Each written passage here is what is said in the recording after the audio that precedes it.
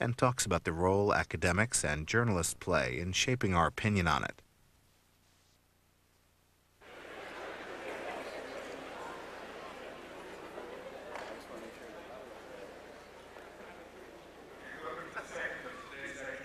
Noam Chomsky. In his autobiography, Bertrand Russell identified three passions that had informed his life: the longing for love, the search for knowledge, and the unbearable pity for the suffering of mankind. And it seems to me that I know nothing about Noam's longing for love, but it seems to me that there are analogues in the other two domains. Certainly a search for understanding in domains of study of the mind, and a kind of articulate anger at the institutions which cause the suffering of mankind. He's worked essentially on, well, to use his own terms, Plato's problem and Orwell's problem. And in his work on mind, it's essentially Plato's problem. And again, to invoke Bertrand Russell, the way Russell stated it, was Plato's problem was, how comes it that human beings whose contacts in the world are brief and personal and limited are nonetheless able to know as much as they do? And this afternoon, we heard Noam address that issue in the context of studies of the mind. On the other hand, Orwell's problem is sort of the flip side of that. And we can see Orwell as seeking to explain why we know and understand so little, even though the available evidence is so impressive in certain domains. And what Orwell was concerned with was the ability of totalitarian systems to instill beliefs that are widely and firmly held, although they're at variance with obvious facts. And much of Noam's political work has been addressing Orwell's problem and examining the kinds of justifications that are given for American foreign policy and many other political dimensions. And the solution that he has advocated throughout his work is that one seeks to discover the factors that block insight and understanding, and to ask why those factors are so effective. Many people have asked what the relationship is between his work on Plato's problem and Orwell's problem, and there's some, to my mind, silly speculation on this. The fact is, these are different domains. But the style of argumentation, of course, is similar. And the style of argumentation was unfamiliar in the domains of linguistics and psychology.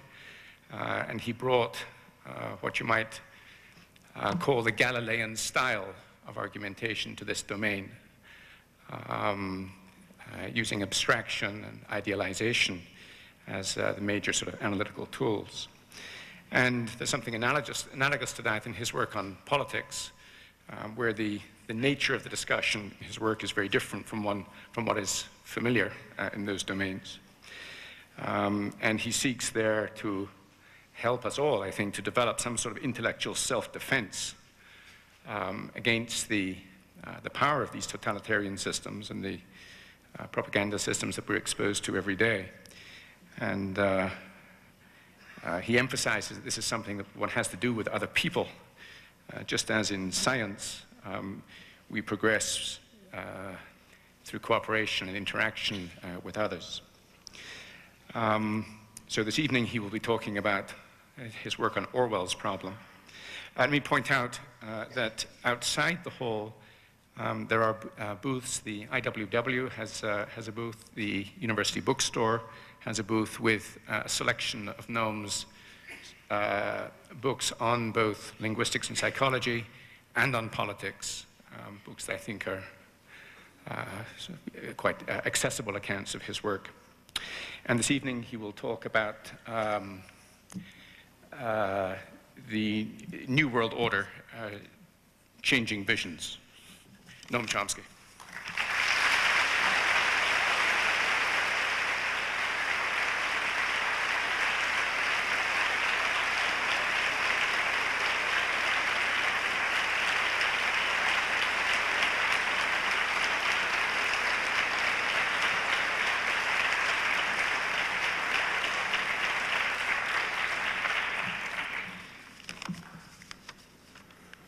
I was asked to announce a couple of things that are coming up.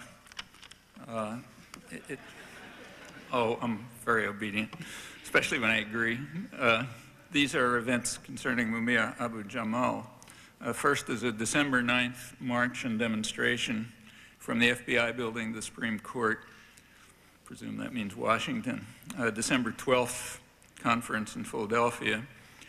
And April 24th event, which I hope won't be necessary, called a Million for Mumia demonstration in Philadelphia. This is about, as if you don't know, a case that's a pretty clear case of judicial execution and a notorious one. Well, since David brought up Orwell, I might mention that in his defense that he didn't only write about thought control in totalitarian societies. It's perfectly true that that was the main thrust of his work, and it's certainly what he's known for. But he did write an interesting essay called Literary Censorship in England, and it was about thought control in free societies. Picked England as the example because he was there. And the point that he made is that it really wasn't all that different from the totalitarian Soviet Union. It was just done in different ways. But he said that, in fact, one of the ways he mentioned is a good education. You'll be happy to know. So if you have a good education, I presume he meant, Oxford and Cambridge and those places, you just have it instilled in you that there are certain things it just wouldn't do to say, or even to think if the system's working properly. And he also talked about private ownership of the press and other factors that, as he puts it, end up with the result that unpopular ideas are, and what he called inconvenient facts, are silenced with surprising effectiveness. Well, that's not very well known, and there's a reason for it. It was intended as the introduction to his famous Animal Farm, which made him a household word, satire on the Soviet Union. But as if to prove his point, it was silenced with surprising effectiveness. It didn't appear for unknown reasons, which his biographers don't go into, though they must know. And it was discovered about 25 years later, long after his death, in his unpublished papers. So it's true that Orwell is known for his attack on the other guy, but he generalized the point. And the more important points, the ones that have to do with us, which are always the most important, those have been, as he put it, kept dark and silenced with surprising effectiveness, still unknown for the most part, except the real Orwell aficionados. Well, that message is worth bearing in mind. He was writing about England, but applies to us as well, and more importantly, because of American power. It was American power, in fact, that established the current world order. There are only occasional moments in human affairs when you can sensibly, when there are changes that are dramatic and significant enough so that it makes sense to talk about a world order. One of them, probably the most dramatic and the most easily timed, surely, was in 1945 at the end of the most devastating single catastrophe in human history, which left much of the industrial world either seriously damaged or in ruins, except for the United States, which was unscathed and in fact had benefited enormously from the war. Industrial production more than tripled. That ended the Depression, which had not been affected very much by the New Deal, and it set the stage for the next phase of history. The United States at that time had about half the world's total wealth and unparalleled military power and security at a level that had no precedent, and perfectly naturally dominant forces in the state corporate system planned to use that power to organize the world in accord with their own perceived self-interest. That's what's technically called the national interest in academic writing and the media and so on. Incidentally, these truisms, which is what kind of a curiosity about the intellectual culture, is that these truisms, which is what they are commonly described as a Marxist view, which is kind of odd, since the first person who I know of who articulated them clearly was Adam Smith, and perhaps the person who most lucidly articulated them was Winston Churchill. You know, it shouldn't strain the intelligence of a 8-year-old to figure out that that's the way the world works. Anyway, it does. If you have a good education, that's an inconvenient fact, but it's a fact. How do you organize the world? There were conflicting visions. The U.S. elites had their picture of how it ought to be organized, but it was certainly not uniform by any means. And opposing forces had to be dealt with somehow. You want to borrow some Cold War rhetoric, they had to be contained or possibly rolled back if that could be done. And that was done with varying degrees of success. The basic conflicts, of course, persist, and they persist for quite simple reasons. They're about fundamental values, about justice and freedom and human rights. These values are constantly an arena of conflict between the more powerful, between centers of power and most of the rest. That's a good deal of history, and the last half century is no exception to that. Well, at the onset of the current era, at the end of the Second World War, there were the framers of the New World Order. They had to face these challenges everywhere. First, they had to face them at home. I mean, domestically, in the United States, what had to be contained or rolled back was the fact that a large majority of the population had rather strong commitments to more or less social democratic ideals, sometimes a lot more far-reaching than that. Positions that the business world quite rightly regarded as a threat to its traditional domination of U.S. society. As they put it in their own internal publications, it was the hazard facing industrialists in the rising political power of the masses, which had to be contained and suppressed. That was then, that's a constant theme that runs through, came up again in the wake of the turmoil of the 1960s, which led to concerns among elites, in this case liberal elites, about what they called the crisis of democracy, the fact that large parts of the population that are usually apathetic and passive and obedient were trying to enter the political arena to press their own demands. It's a crisis of democracy which had to be overcome. They incidentally expressed particular concern about what they called the institutions responsible for the indoctrination of the young, the ones who make sure that you don't have, that the wrong thoughts don't come to mind. And the period since the early 1970s has been one of a doctrinal assault against the effort, the rather successful in many ways, liberatory elements of the 1960s. That's the modern period. But going back to the early period, the mid-1940s, these were major problems. And it's interesting to look at how they were dealt with, but can't go into it now. Well, there were similar problems right throughout the industrial world. There they were enhanced by the fact that the anti-fascist resistance had quite considerable prestige and appeal at the end of the war. And often it had a sort of radical democratic thrust to it. Also, the traditional conservative order had been discredited because of its association with fascism. Well, the first task of the United States and Britain after the war was to restore that traditional order in its essentials. And that was a major, it was done all over the world in one or another form, sometimes bloodily, sometimes in other ways, mostly in ugly ways. That should be chapter 1 of post-Second World War history.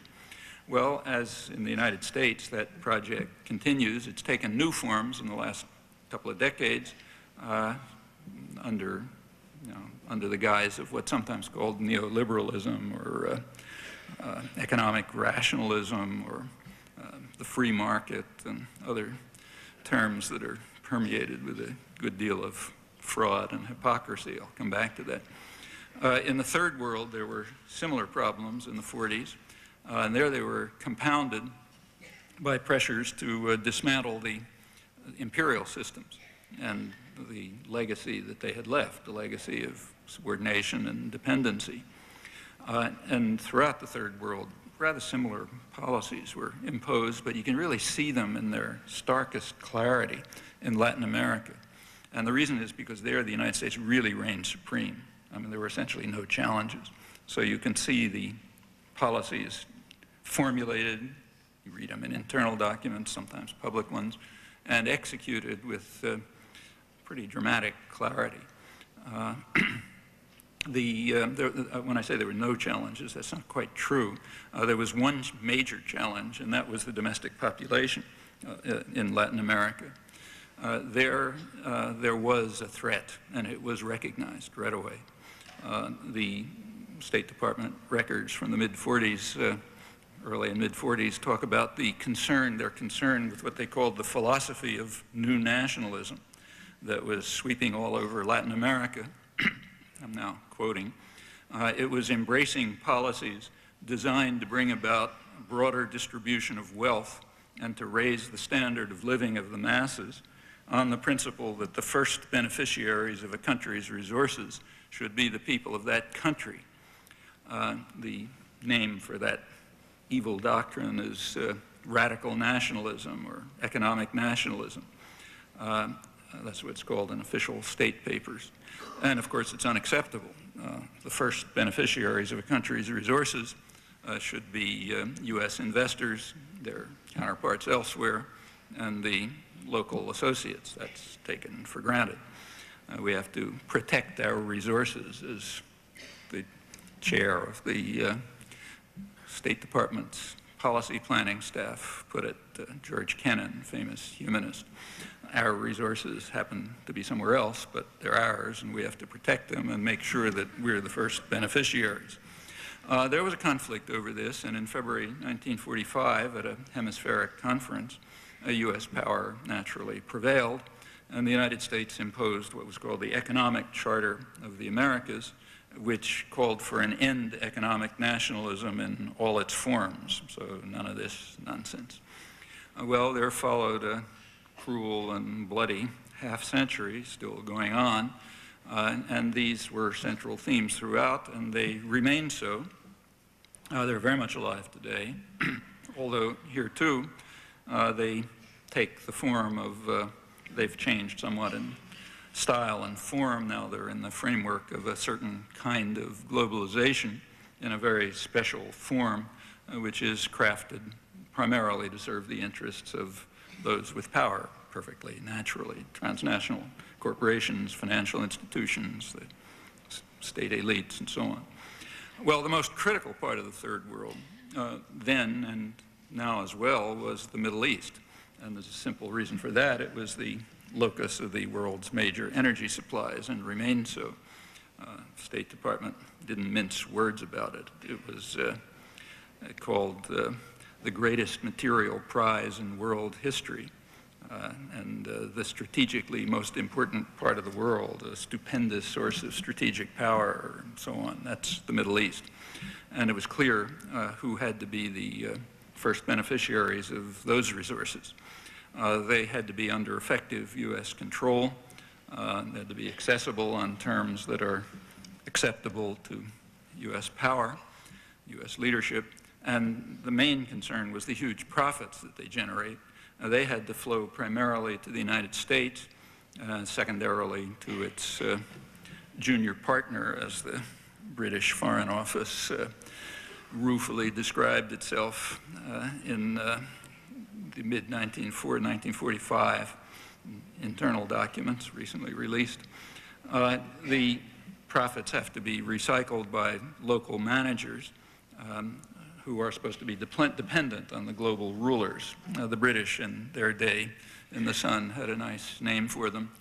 in internal documents. They called them the Arab facade, behind which the British would exercise actual rule. They're still around. They're still the Arab facade. So that's the structure, basic structure of the system. Naturally, it engenders continual conflict. The people of the region don't understand why they shouldn't be the beneficiaries of the resources of that region, kind of backward that way. And that causes problems. In internal documents, the problems which have been going on since the Second World War, and in fact long before, they're called the problem of radical nationalism, economic nationalism, and so on. For the general public, for people like us, there are different terms used for them. They're called international terrorism, of really a big intellectual, the crisis, the clash of civilizations, or some other fancy term. But it's good old-fashioned radical nationalism, the strange idea that the first beneficiaries of a country's resources should be the people of that country, and that there should be efforts to construct policies designed to bring about a broader distribution of wealth and to raise the standard of living of the masses in State Department terminology. Well, that goes on, and it's likely that it'll become worse, at least if the consensus of geologists is anywhere near accurate. That is that the current oil glut and extremely low prices, I mean, at the pump in the United States, they're lower than they've been since the Second World War in real terms. It's generally assumed that that's a temporary phenomenon and that there is an oil shortage coming, probably not too far.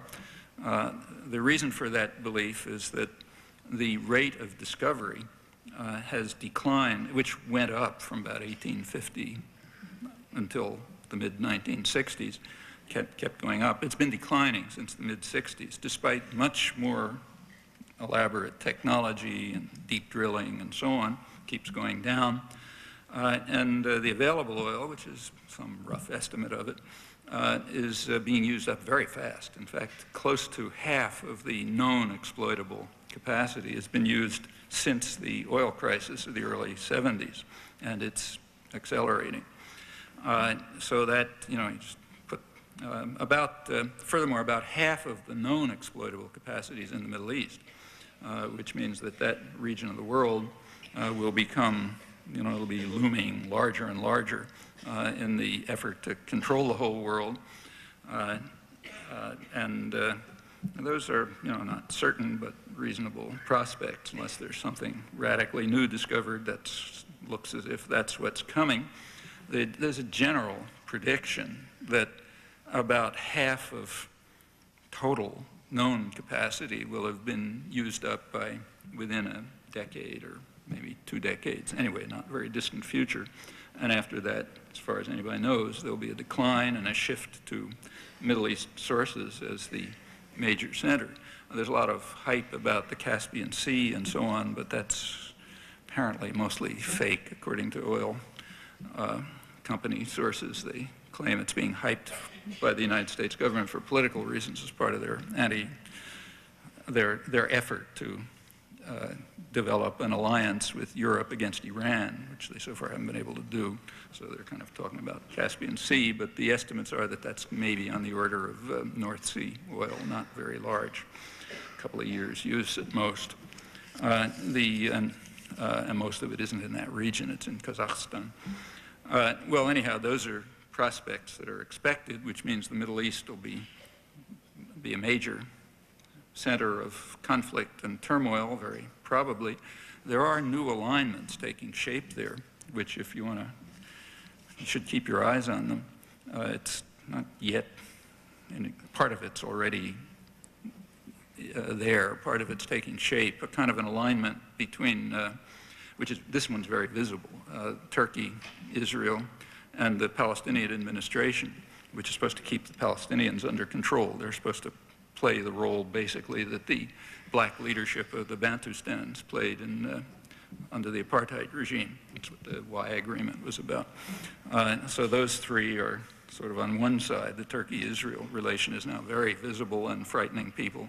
On the other side, you can see a kind of and this must be worrying people in the State Department no end in the planning centers. There's the beginnings of interactions, rapprochement between Saudi Arabia, Iran, Egypt, Syria, in part frightened by the Turkey-Israel relationship that's being established under U.S. power, with the junior partner following loyally behind, as always.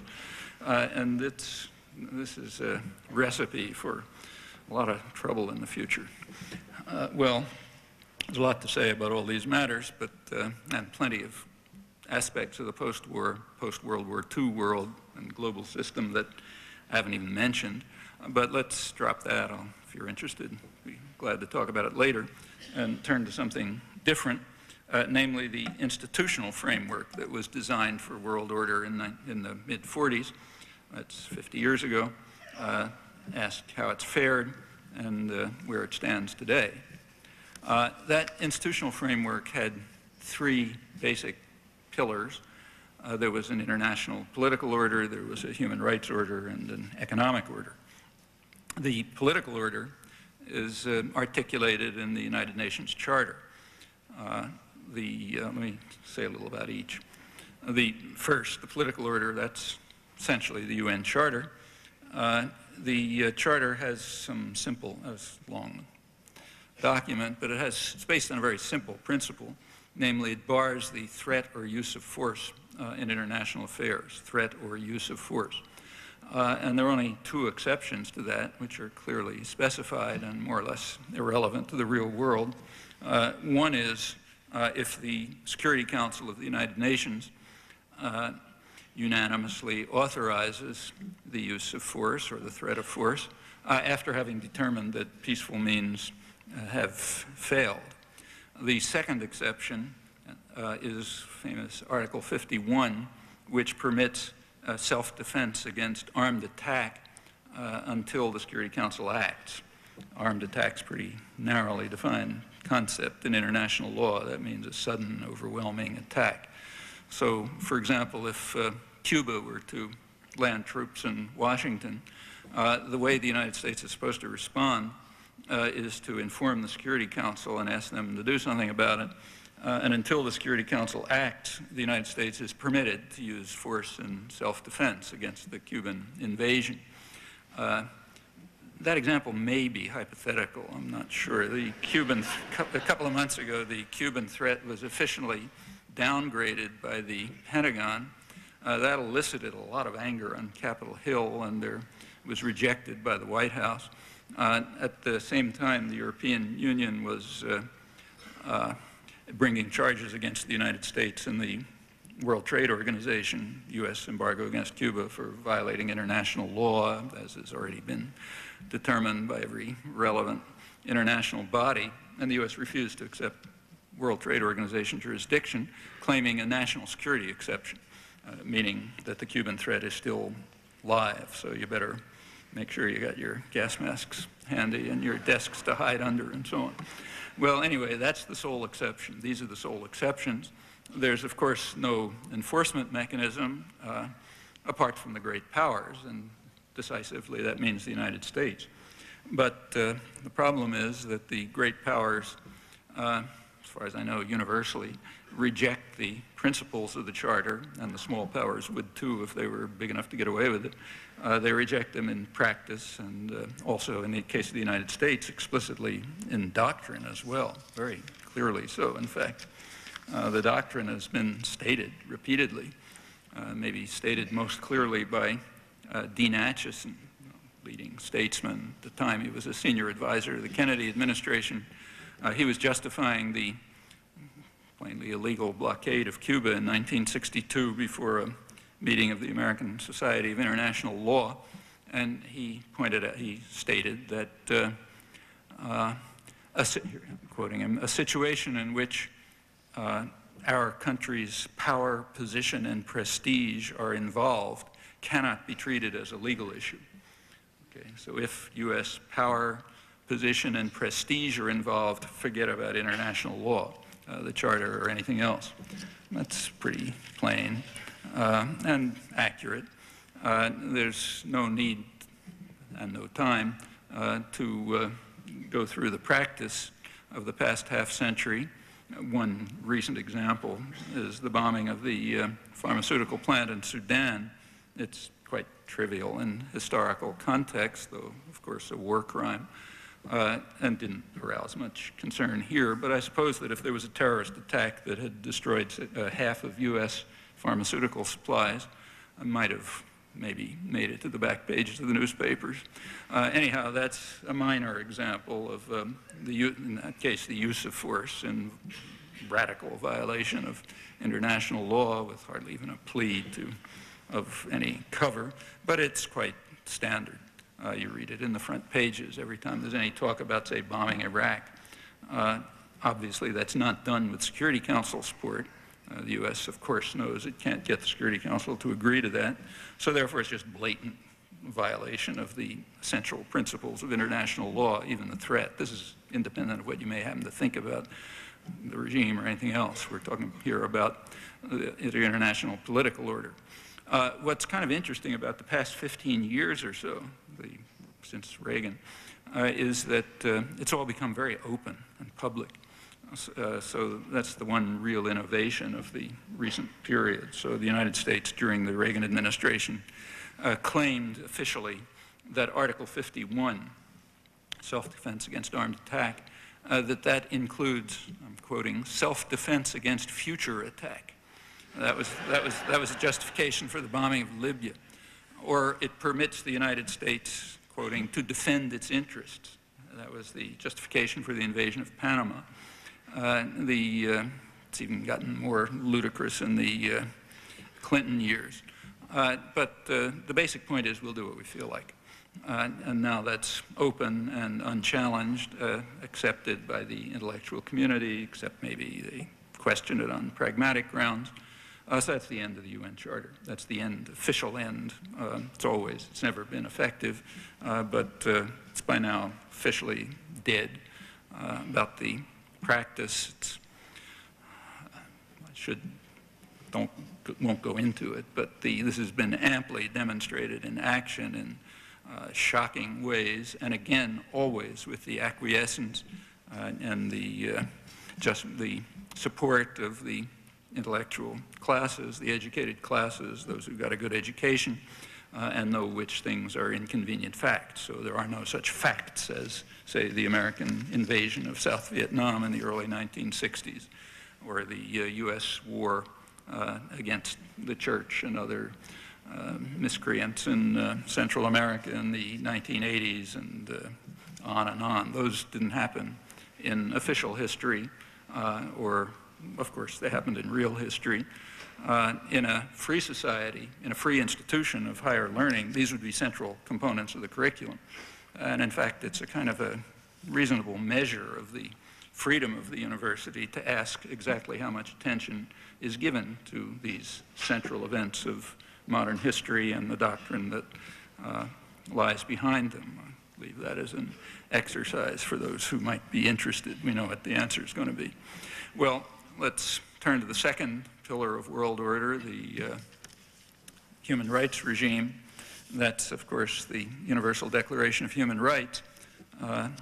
In a couple of days, on December 10th, that'll be the 50th anniversary of its signing, unanimous signing.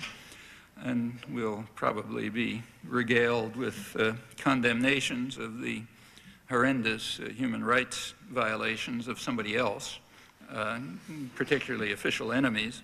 And those charges will probably be accurate or reasonably accurate, but partial. You can be pretty confident that the inconvenient facts won't be mentioned.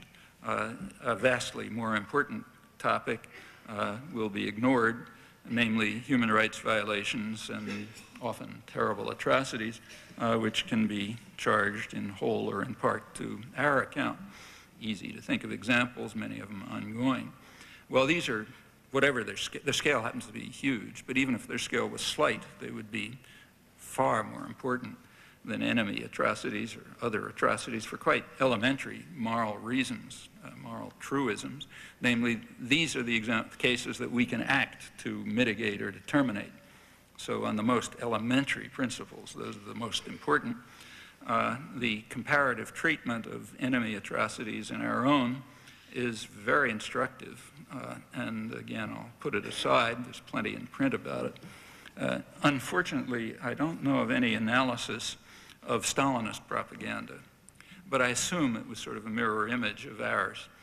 It'd be interesting to discover that. In fact, it'd be interesting to discover if it sinks to the depths of moral cowardice of our treatment of Western treatment, American treatment of the atrocities chargeable home. That's another good topic for somebody to look at. If you want, you can get a certain insight into the real understanding of human rights by looking at a doctrine that's well known to international lawyers, but not much beyond. It's called the Hull formula.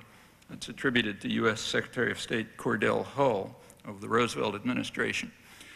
This formula defines what it calls the international minimum standard of civilization.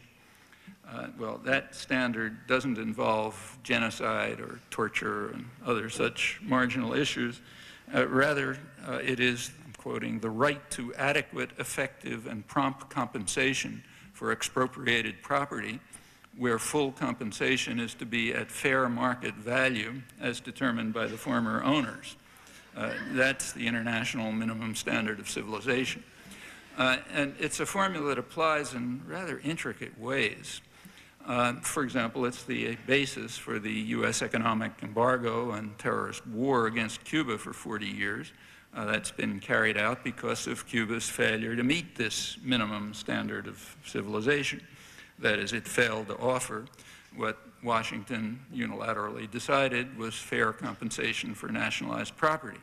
So the formula applies there.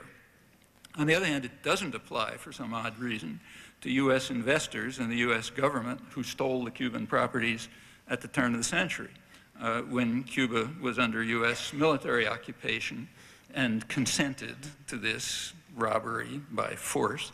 But that expropriation was okay. It doesn't fall under this principle. The principle also doesn't hold for the U.S. government and private powers who stole Spanish and British possessions in Cuba and the Philippines at the same time. After the bloody conquest of the Philippines, which killed a couple 100,000 people, the United States threw out the Spanish concession for example, for the Spanish-owned Manila Railway Company on the grounds that, I'm quoting, it had been inspired by Spanish imperialistic motives, unlike the U.S. possessions that Cuba nationalized.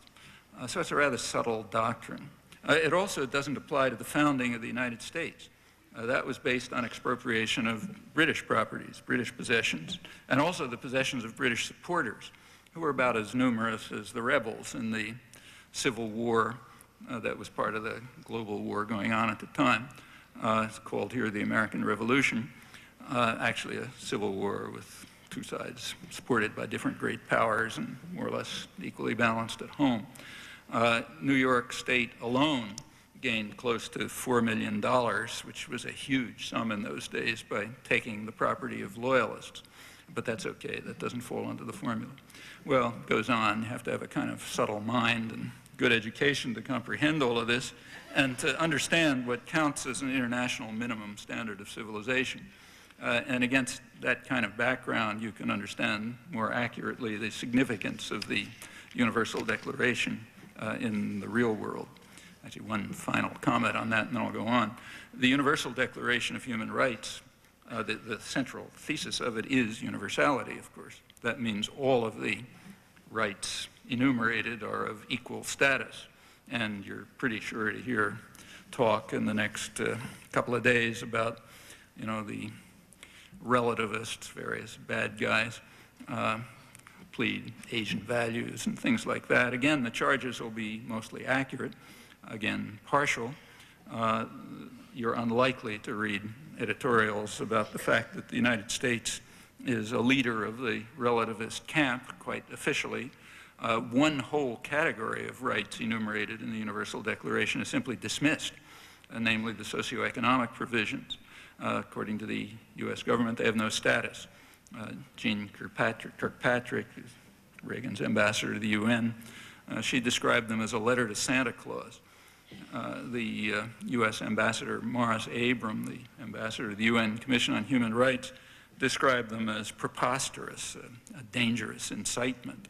Actually, he was talking about the Declaration of the Right to Development that the UN was considering, which closely paraphrases the Universal Declaration, and which the U.S. proceeded to veto, thereby vetoing central parts of the Universal Declaration of Human Rights. Well, maybe I'll be surprised and there'll be an editorial about this, but I'm not holding my breath. Again, there's a lot more to say. If you read those provisions, you'll see why they have no status. So let's put that aside and turn to the International Economic Order, which is actually all over the front pages today. The reason that it's all over the front pages is that the crisis of the last 20 or 25 years has finally begun to hit rich people. So now it's a crisis. Up until now, it didn't exist. But now you can read it in the headlines. And by now, what's been happening is reasonably well known for exactly that reason. Nothing new, just different victims, or potential victims. The International Economic Order was also established in the mid-40s, 1944. It's the Bretton Woods system. The Bretton Woods system, designed by the United States and England, was essentially, I mean, theoretically not, but effectively then. It had two basic principles. One principle was that it called for freeing up trade, so liberalizing trade. They wanted to get back to something like the period before World War I, which we're only just about approaching in terms of scale of international economic transactions relative to the economy and so on. Scale, it's not all that novel. So they wanted, and between the two wars, it had declined a lot. So they wanted to liberalize trade. It's principle one. The second principle was to regulate capital flow, keep exchange rates fixed. That's actually still, you can still find that in the IMF rules. The reason for the second principle was in part a belief, which is probably correct, at least reasonable, that capital flight, short-term speculative capital flows particularly, and exchange rate fluctuations which go along with them, they're going to undermine trade and investment. And in fact, recent experience tends to be consistent with that assumption.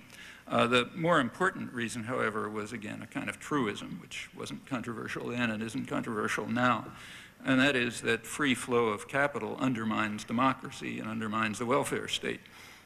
They were far too popular to ignore in the mid-20th century. Actually, if you go back to an earlier period, say during the period of British domination of the world before World War I, nowhere near as strong as U.S. domination, but substantial.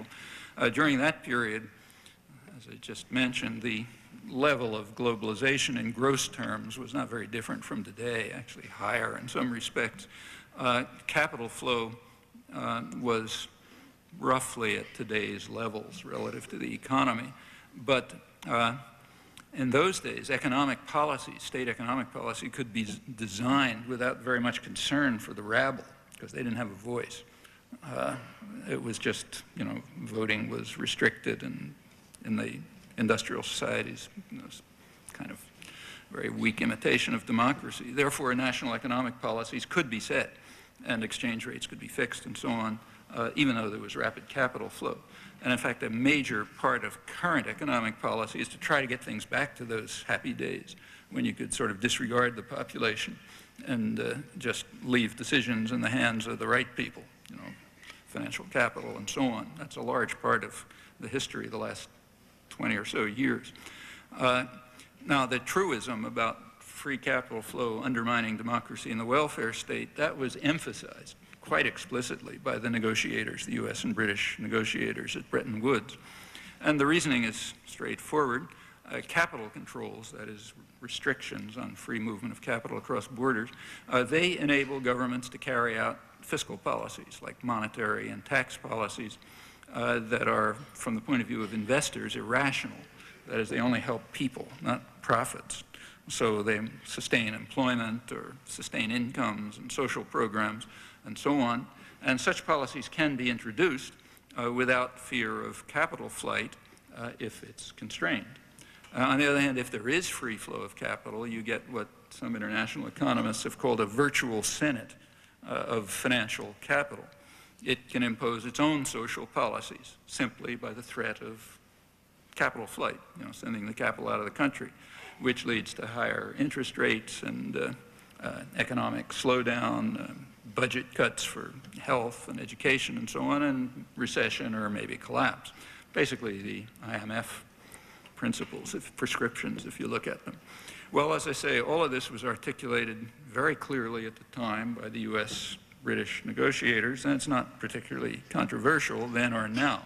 If you have free flow of capital, you're going to get a virtual Senate, and democracy and the welfare, the social contract will be undermined. It's important to keep these really pretty elementary observations in mind when you look at the current period.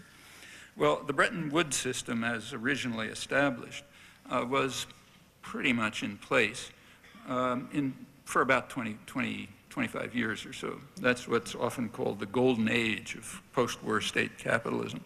Had, by historical standards, good economic performance, so high rates of growth, both of the economy and of production, expansion of the social contract, and so on. This was dismantled. The system was dismantled from the early 1970s. One major move was when Nixon simply unilaterally abrogated some of the basic principles. The other major financial centers joined in. By the 1980s, capital controls were mostly gone in the rich countries, completely gone. The smaller economies held on to them. South Korea, for example, which is a significant economy, kept them through the 80s. It was compelled to drop them in the early 90s. That's widely regarded as a major factor in the recent collapse, along with radical failures in the private sector throughout East and Southeast Asia. Big topic. I should say, I won't go into it, but I ought to say that serious analysts, at least, consider the East and Southeast Asia are quite different, but the East Asian economic miracle is considered quite real. So chief economist of the World Bank, Joseph Stiglitz, highly regarded economist, after the crisis, he's emphasized that the East Asian economic miracle, as he calls it, was, in his words, an amazing achievement, historically without precedent. He also points out that it was based on quite significant departures from official doctrines, and that it ought to be sustainable unless it's destroyed by financial markets. Well, let me quote him. He points out that in the East Asian countries, South Korea and Taiwan, government, as in Japan, government took major responsibility for promotion of economic growth, abandoning what he calls the religion that markets know best and intervening to enhance technology transfer, relative equality, education, health, he doesn't say this, but along with industrial policy coordination and strict capital controls.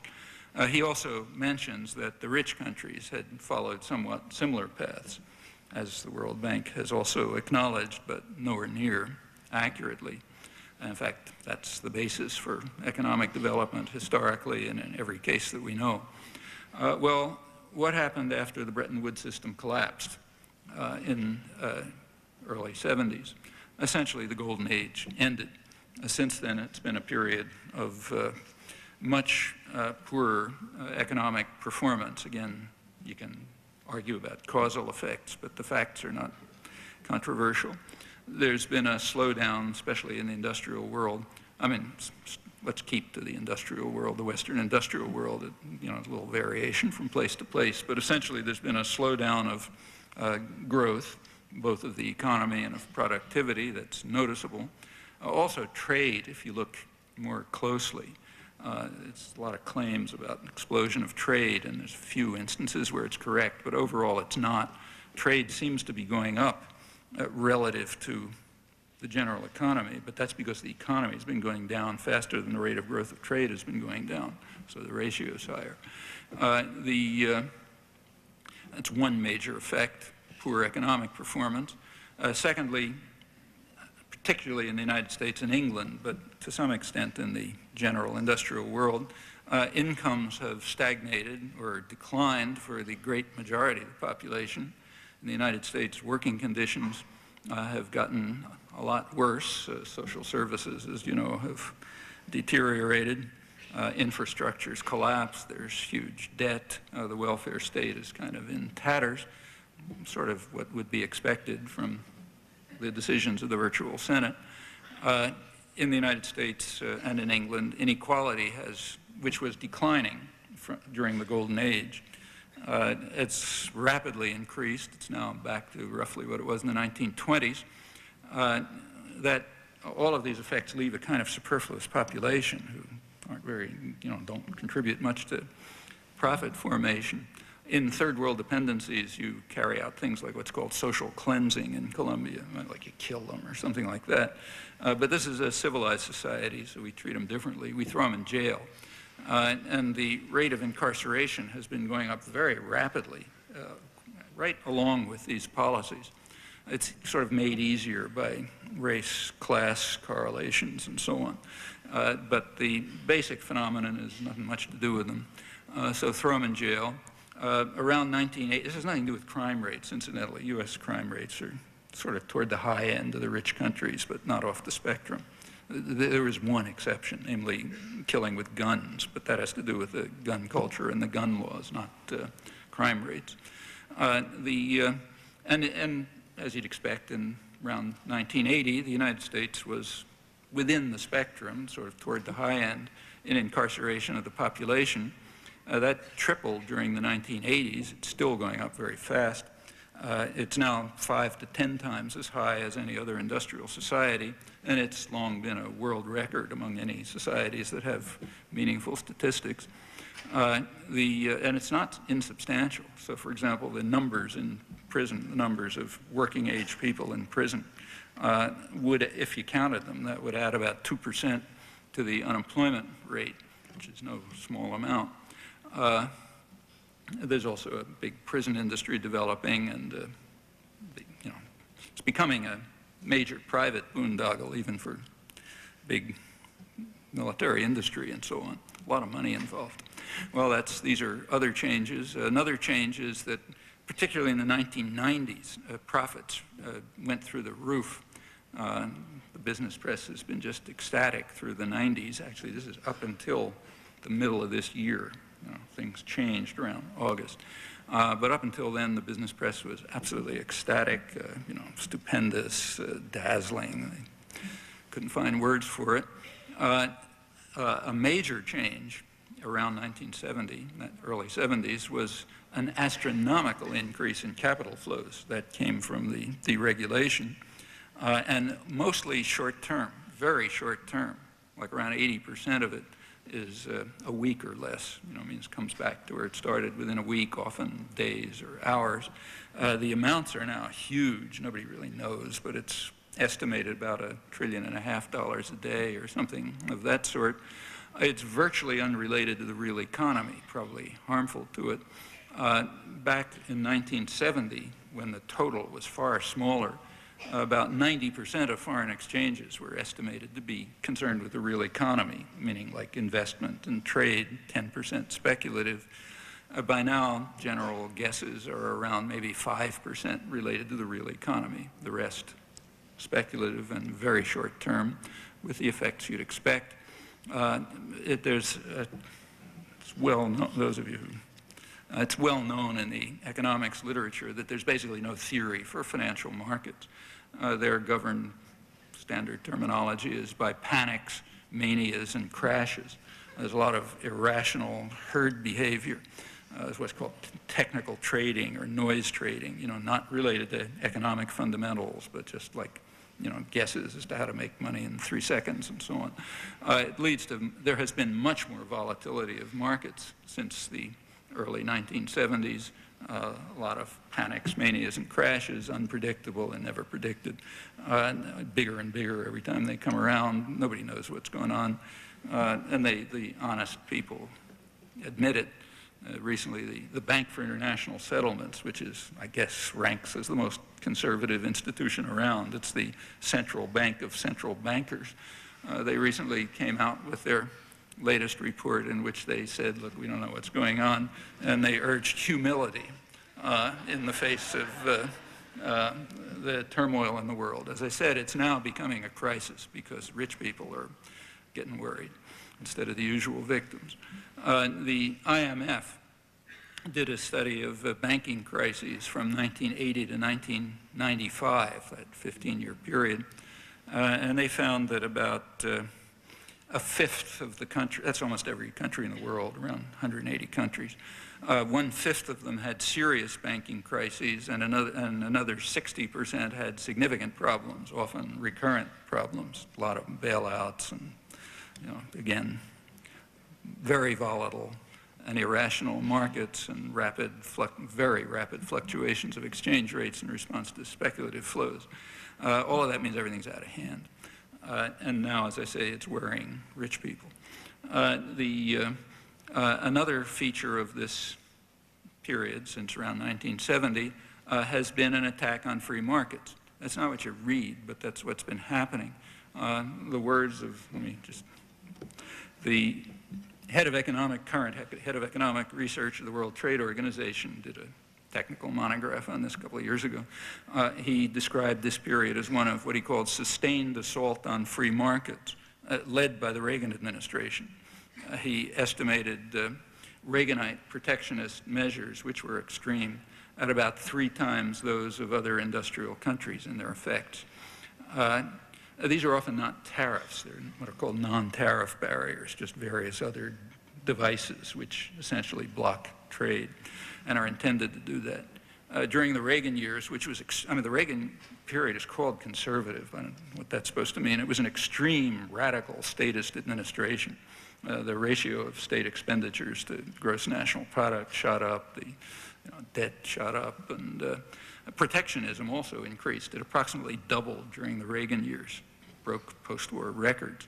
Public subsidies increased enormously. There were bailouts, transfers to the public sector, in effect. There was reasons for it.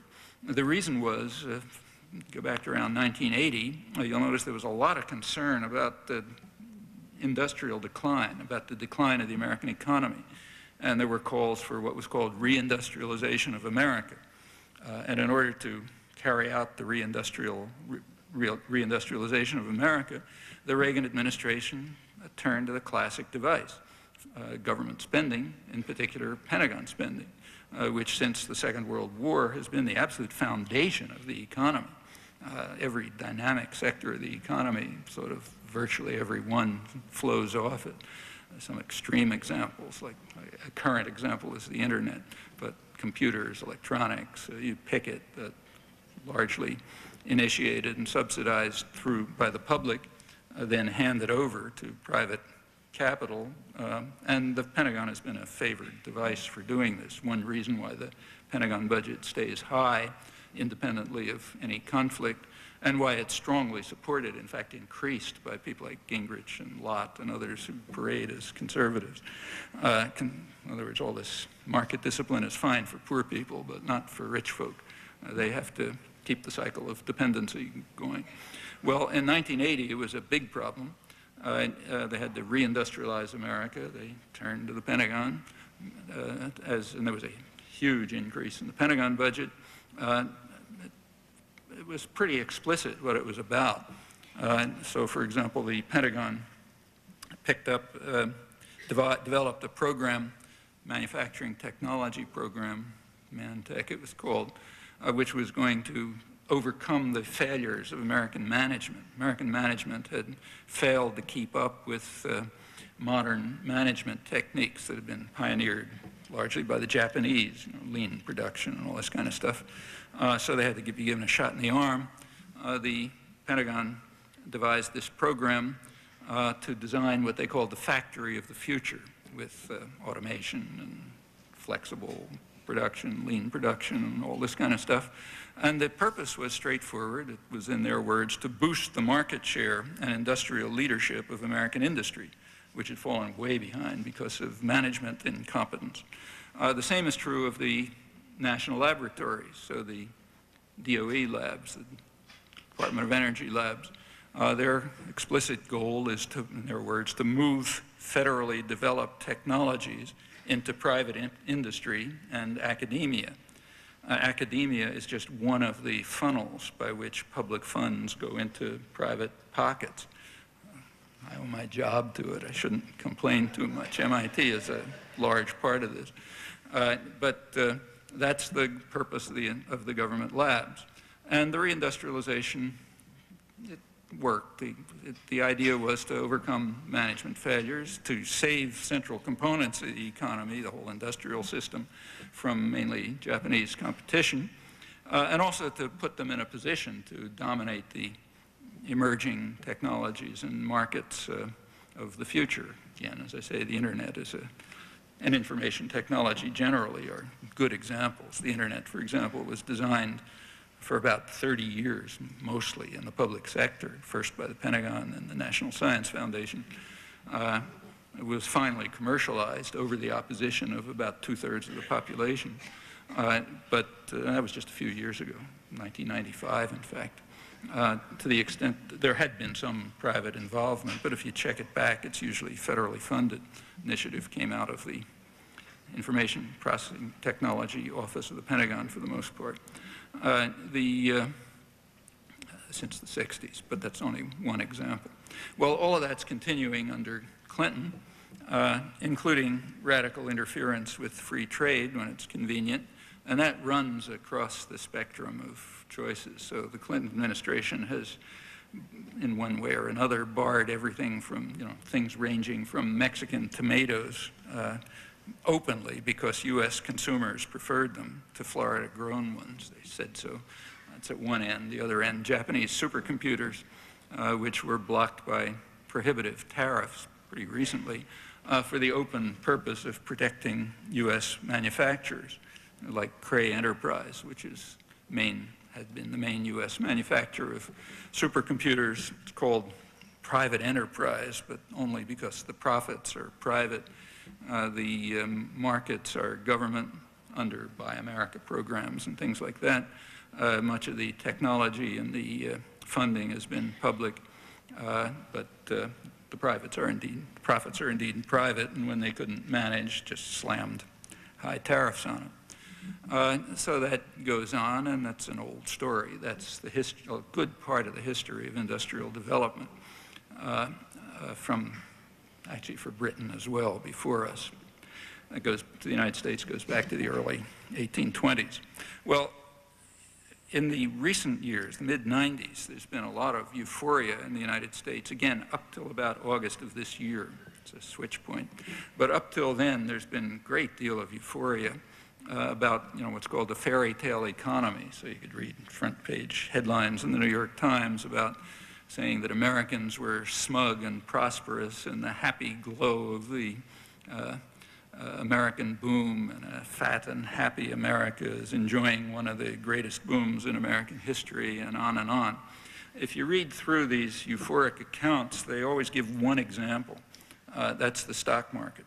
And it's true. The stock market has been an absolute fairy tale, especially for the top 1% of American households who own close to half the stock and other assets, and the top 10% who own most of the rest. What happens when you go down to the next 10%, the next decile from 80 to 90% of income? Well, it turns out that their net worth has declined in the 1990s. Meaning their debts increased faster than their assets. And as you go down below the next 10% down to the bottom, and the story just gets worse and worse, 80% approximately of families are working a lot more hours under worse conditions just to keep from losing more ground. They haven't yet recovered the level of 1989, according to the latest statistics, let alone early 1970s, when the great economic boom began to take off. All of this is without precedent in American history. This is a recovery from recession, and it's the first recovery in which most of the population was basically left out, trying to get back to where they were before the boom.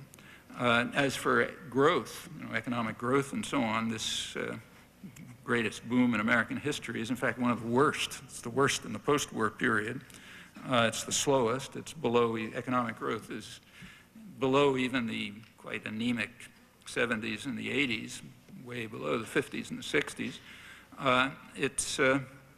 It's great. It's a fairy tale for some people, undoubtedly. And those happen to be the ones who are writing the articles about it and the ones they meet in elegant restaurants and right parties and so on and so forth. So yeah, for them it's a fairy tale economy. You do get, there's studies of consumer,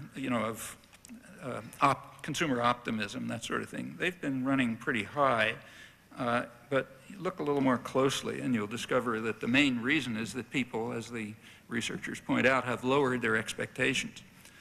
So now if you can get by, that's enough, then you're happy. You don't expect your children to do much better. Maybe they'll do worse. That's a change. It's a new change in American history. Well, that's the fairy tale economy. And the reasons for the fairy tale are also pretty frankly explained. And we should listen to the explanations. So maybe the most powerful and most respected person in the United States is the Fed chair, Alan Greenspan. And he's explained, he's very proud of the economy that he presided over. And he explained how it works to Congress in his congressional testimony. He attributed the fairy tale to what he called greater worker insecurity, meaning workers are intimidated. They're afraid to ask for raises and wages because they can just be fired or their jobs can be transferred to Mexico or something like that. The Clinton administration agreed. Economic Report of the President attributed the economy, fairy tale economy, again, they're very proud of it, to what they called significant wage restraint. Yeah, it's the same thing. Greater worker insecurity. Workers are too intimidated to ask for a share in the good times. It's reported in the business press. So Business Week had a study a couple of months ago showing that about 90% of working people are insecure. And that's good for the health of the economy. Any of you who study economics know that. There's a phenomenon called health of the economy, which has absolutely nothing to do with health of the population, I mean, even in the technical sense. And the health of the economy is improved if people are scared and wages are down. And you don't have to waste money on irrational things like what's good for the general population. Keeps inflation low enough to please financial institutions, and concentrates wealth where it ought to be, top few percent. Well, there are a lot of reasons for that. Threat of job transfers is one. That's one of the main purposes of the so-called trade agreements, and there's many others. I will skip further discussion about this because I'm going on too long. For a while, it looked as if this whole story was going to work. It looked as if this fairy tale for the top few would work out and that it would be possible to maintain the fraud about the markets knowing best and so on and so forth while calling on plenty of massive state intervention to ensure that the rich don't have to face market discipline. That was all moving along rather nicely until about last summer when, again, the threat started to reach the people who matter. Since then, there's been a remarkable change in economic orthodoxy. It does change very quickly, very fast. If you look over the years, it's always flipping up and back. It's a very flexible science, it turns out. Now the orthodoxy has changed. There are calls for capital controls from pretty surprising places, like the Bank for International Settlements, the business press, World Bank. In one form or another, there's debates about it. Even inside the IMF, the last bastion, there's concern about it now. And also some of the most passionate academic advocates of free trade. One of them, a well-known Columbia University professor, Jagdish Bhagwati, has been writing angry articles all over the place. He's one of the most prominent free trade advocates in the profession, in foreign affairs and so on, condemning what he calls the Wall Street Treasury complex, which is destroying the international economy by imposing policies that free financial markets, I'm quoting him, through the IMF and so on. That's change, and I think the change can be dated at least, and maybe attributed, at least plausibly attributed, to the change in the victims. Up until now, it's been mostly poor people. The majority of the population in countries like the United States, the third world, has been completely devastated by this. But sectors have been left out, the people who count, and now they're worried. They're worried that the whole system will lead to a kind of global meltdown. Well, there's a reason why they're calling for humility. They don't know how to tame the destructive forces that have been unleashed. There have been some proposals. They look reasonable. They've been advanced by leading economists for 20 years or so. They're now sort of coming out of the, they're now sort of moving into public discussion. They might work, they might not. They've been kept off the agenda of the powerful because they liked the way things were going. They liked those outcomes. Now, maybe not. Well, is this so-called globalized economy really out of control? They call for humility is a good idea, but still, given what we know, it's pretty hard to believe. As I mentioned, in gross terms, it's not all that new. I mean, there are novelties, but by gross measures, it's kind of like pre-World War I. And most of the interactions, most of the interchanges are within the major industrial societies, what's sometimes called the triad, European Union, North America, and Japan. Well, those are all countries where you can institute, where the public, in fact, could act to institute economic policy changes. These are countries where you can have public policy decisions. There aren't going to be any military coups, for example. It's not like a third world country.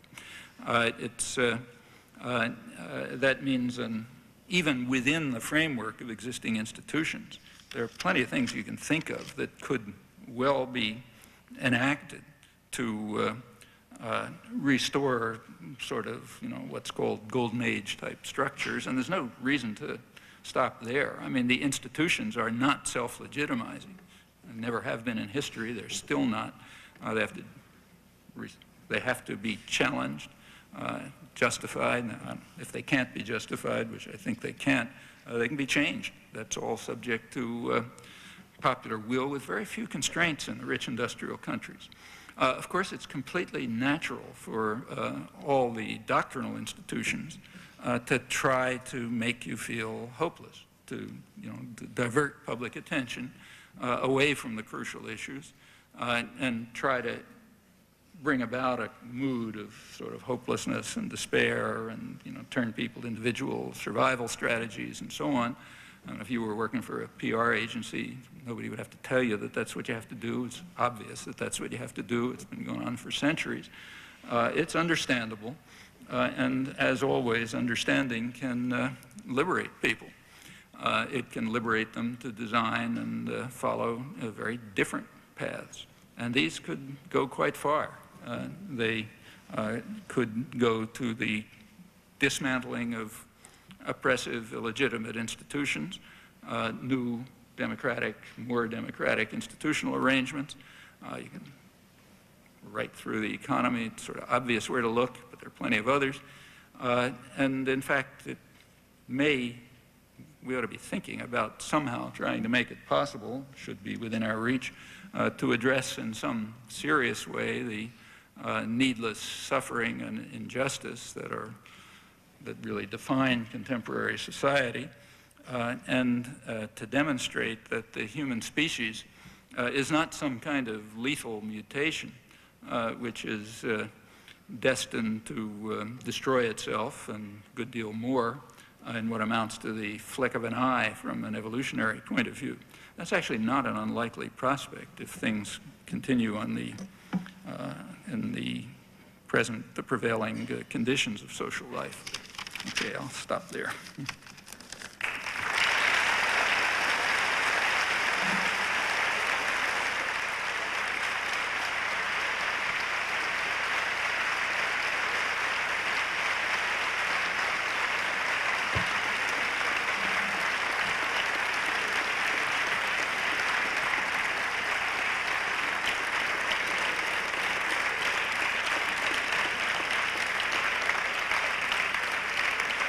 Okay, could we have some lights?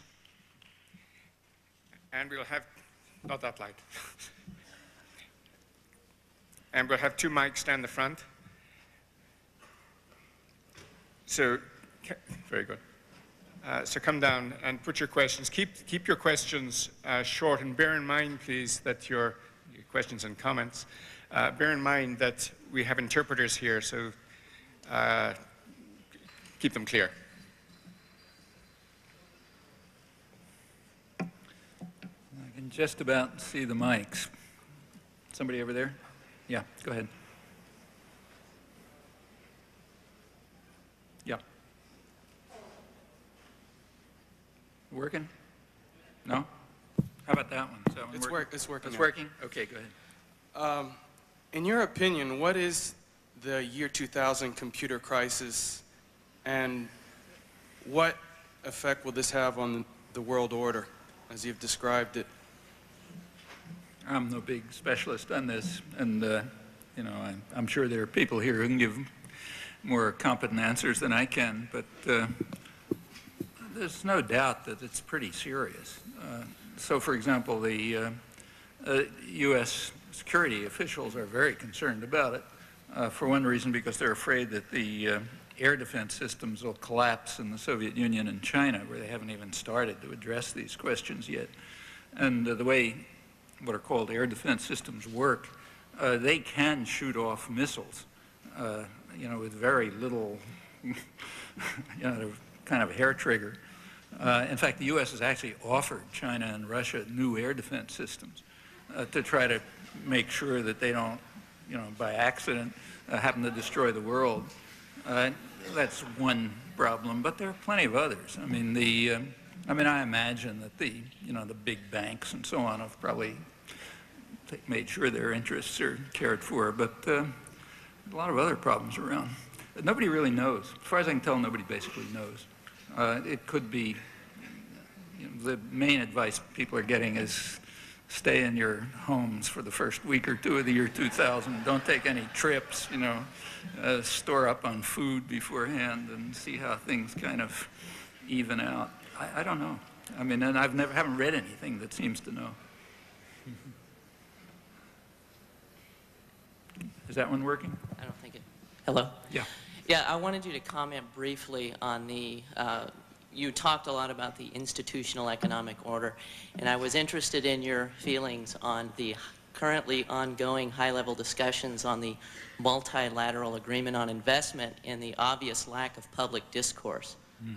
Actually, I've written a lot about that if you're interested, so it's in print. I actually did a review. The Multilateral Agreement on Investments, which incidentally is for the moment dead. This is well, sort of the nature of it was captured rather nicely in a Business Week headline last February. It called it the explosive trade deal you've never heard of. Both parts of which were true. It's an explosive deal, not really a trade deal.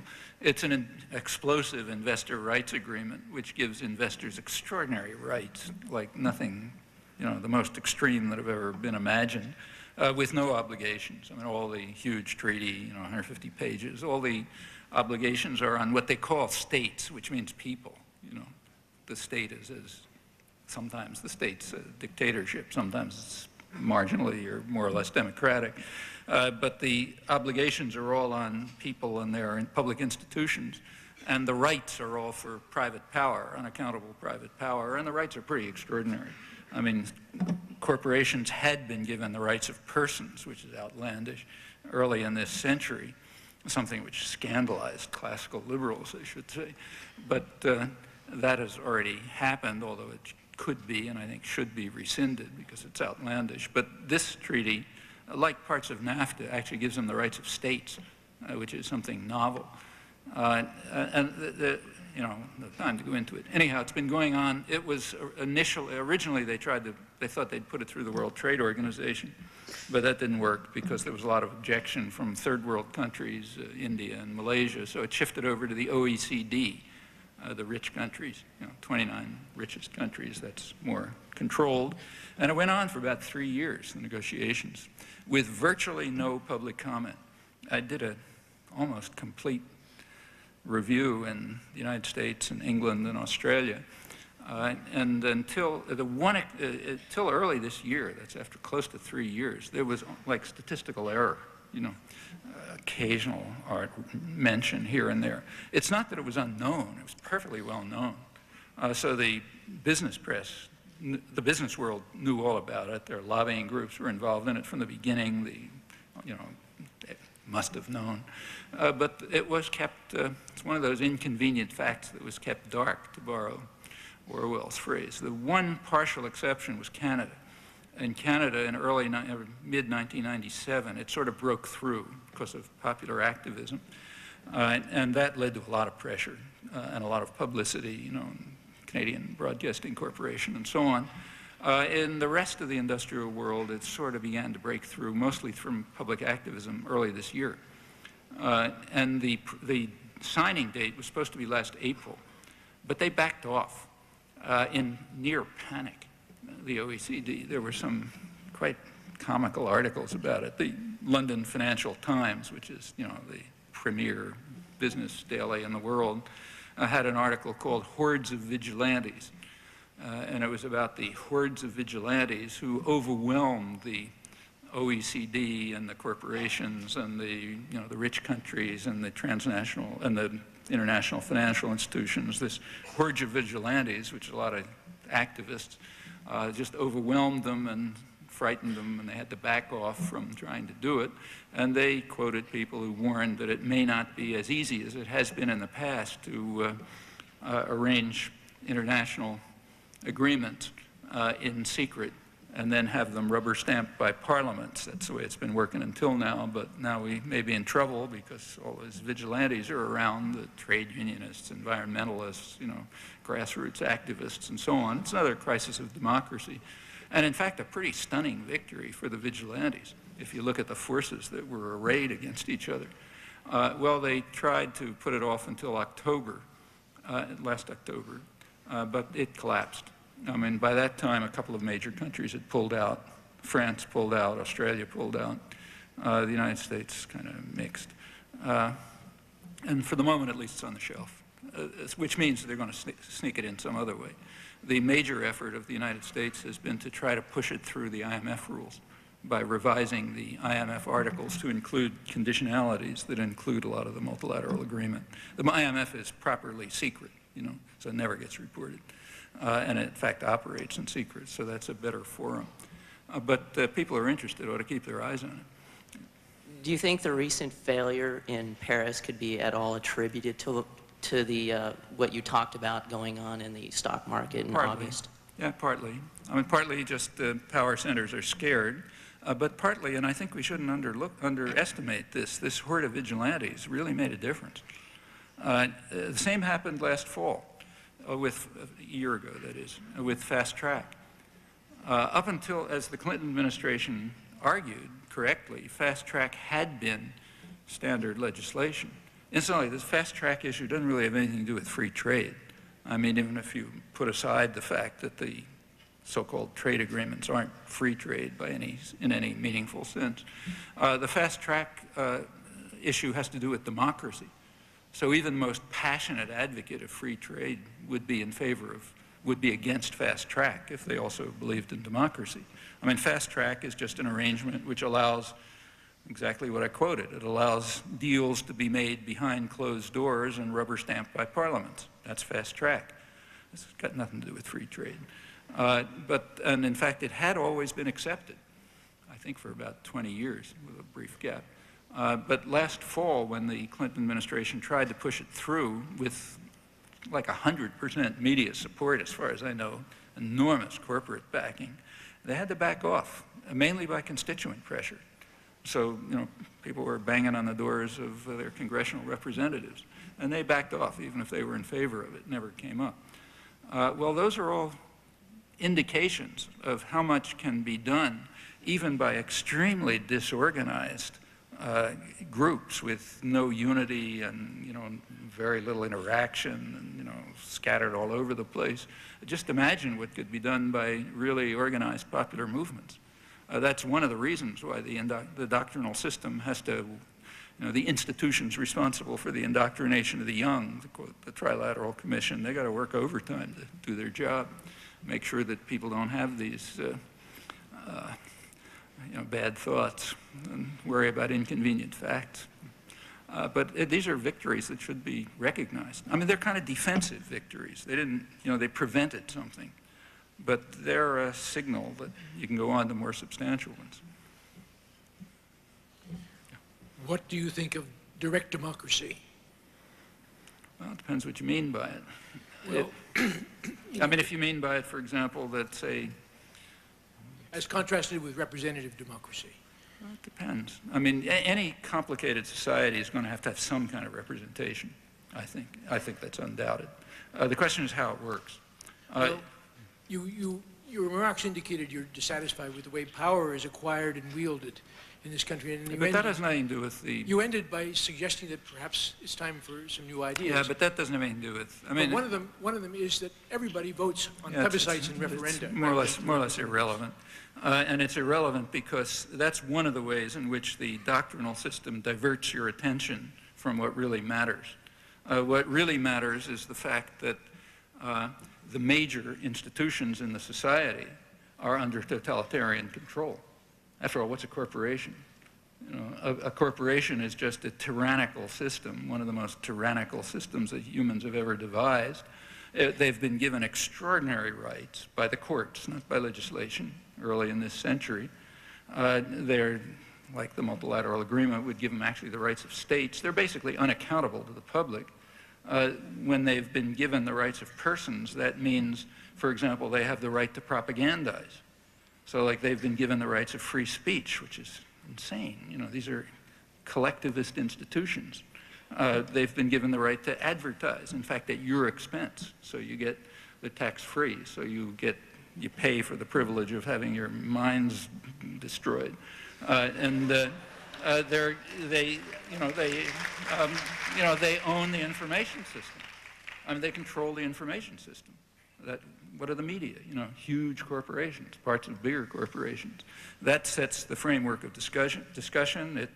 The major decisions that affect what happens in the economy and social life are made behind closed doors. Very little public accountability.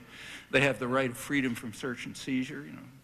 Fourth Amendment rights means you can't know anything about what they're doing. And they have enormous power. Furthermore, I mean, it's described as free trade, but it's ridiculous. I mean, these are secret institutions, so all figures have to be taken with a big grain of salt because nobody really knows. But the guesses are that, by international economists, that maybe 40% or so of US trade is actually internal to corporations, meaning it's not trade at all. It's just moving something across a border. It's no more trade than moving from Indiana to Illinois or something like that. Happens across a border, to get cheaper labor, to avoid environmental restrictions and so on. Well, 40% is not a small number. And that's a vast underestimate because there are also complicated strategic alliances among alleged competitors. So IBM and Toshiba and Siemens and so on are working together. They're working together on design, on marketing, and so on. And in fact, it's gotten to the point where some international economists call it a new system of what they call alliance capitalism. Big networks of tyrannical institutions basically running the world. I mean, in comparison with this, the difference between, everybody voting and everybody not voting is pretty trivial. These are the major questions. So you think that public opinion polls are a sham? No, they're not at all a sham. In fact, they're extremely interesting, and you should pay attention to them.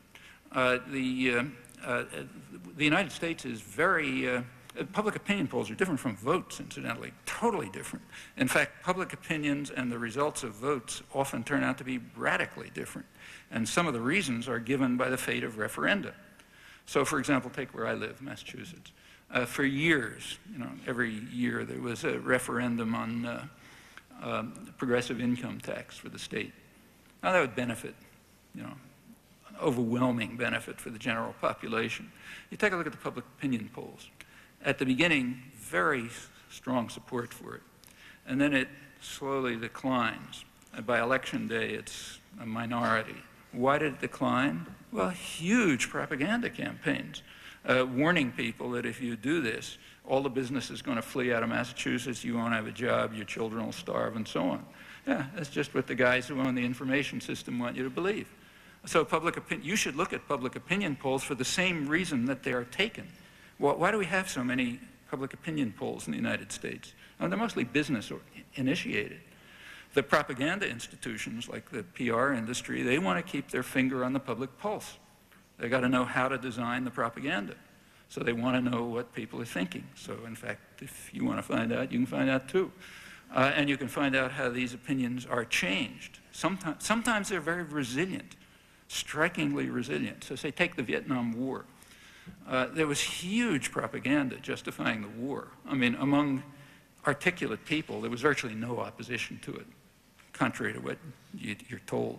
There was pragmatic opposition, you know, like it's not working or something like that. But, you know, there was that kind of opposition in Hitler's general staff after Stalingrad. Principled opposition was almost non-existent. This has been studied, incidentally, literally almost non-existent. On the other hand, if you look at public opinion polls, they're quite different.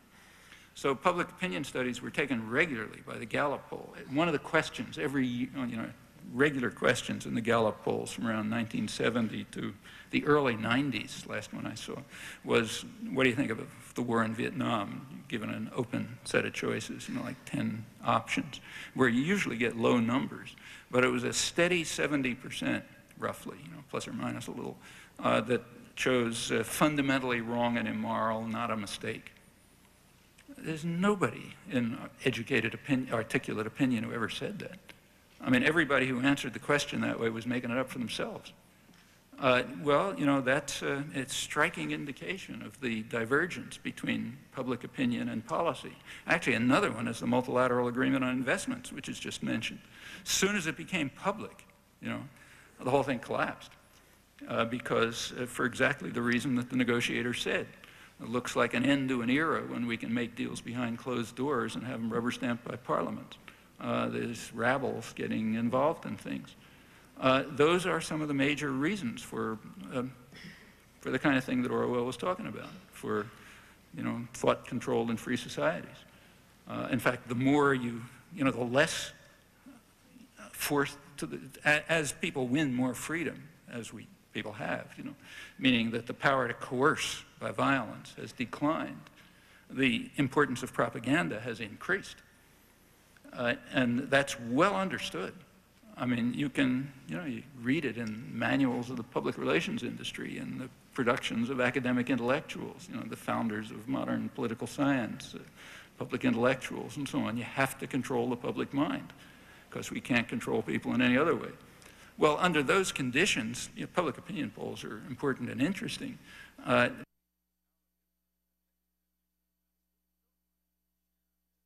Public intellectuals and so on. You have to control the public mind because we can't control people in any other way.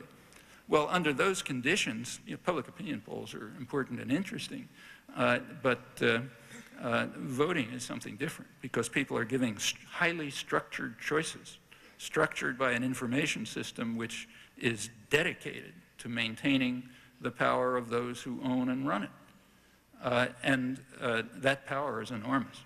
I mean, the corporate control of the media is like a small part of it. Corporate control of the economy and social life is a far stronger part. The virtual Senate that I mentioned is another part. I mean, unless we think about those institutions, concern about things like proportional representation or, you know, voting by computer and so on may be of some interest, but it's like 10th order effects.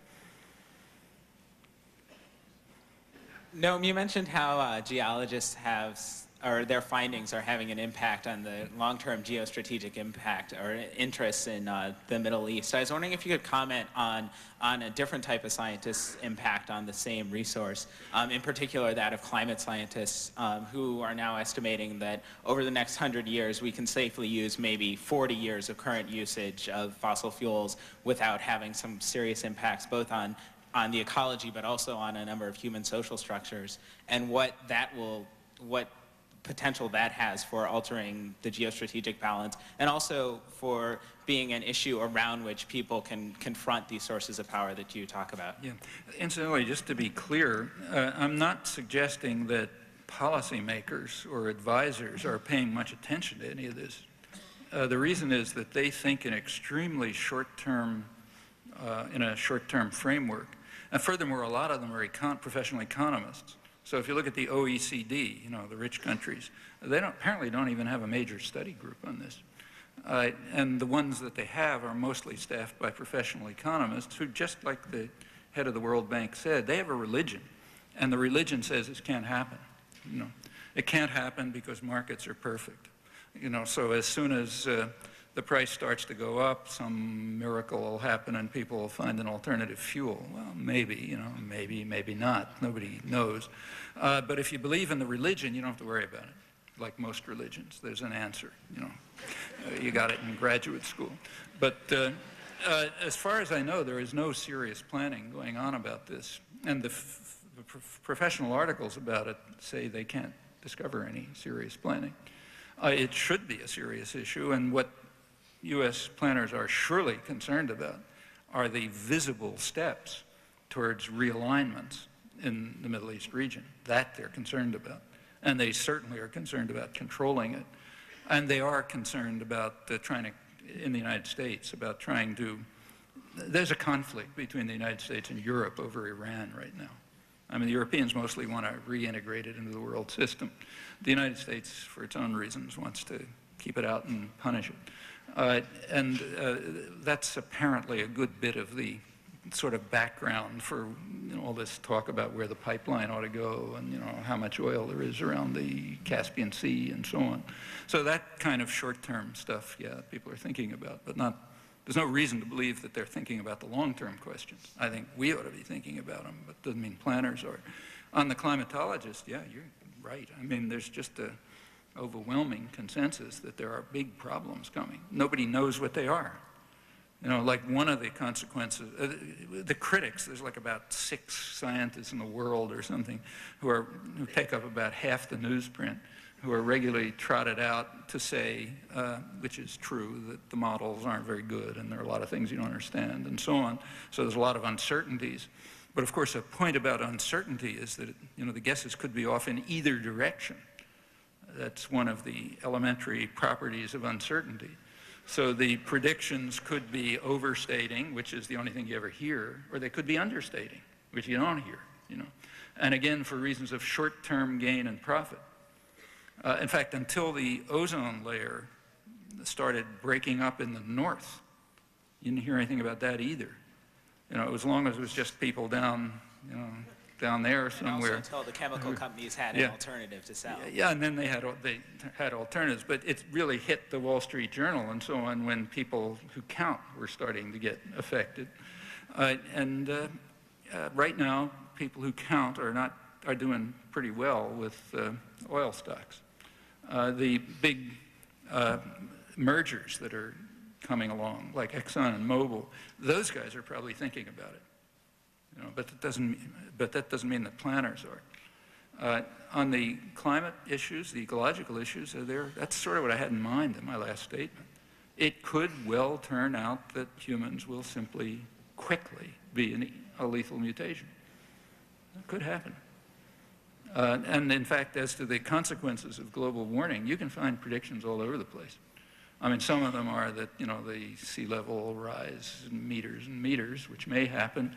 But another fairly widely held view is that Europe will move into an ice age because the Gulf Stream will be redirected farther south, which would make Europe something like, you know, Greenland or something like that.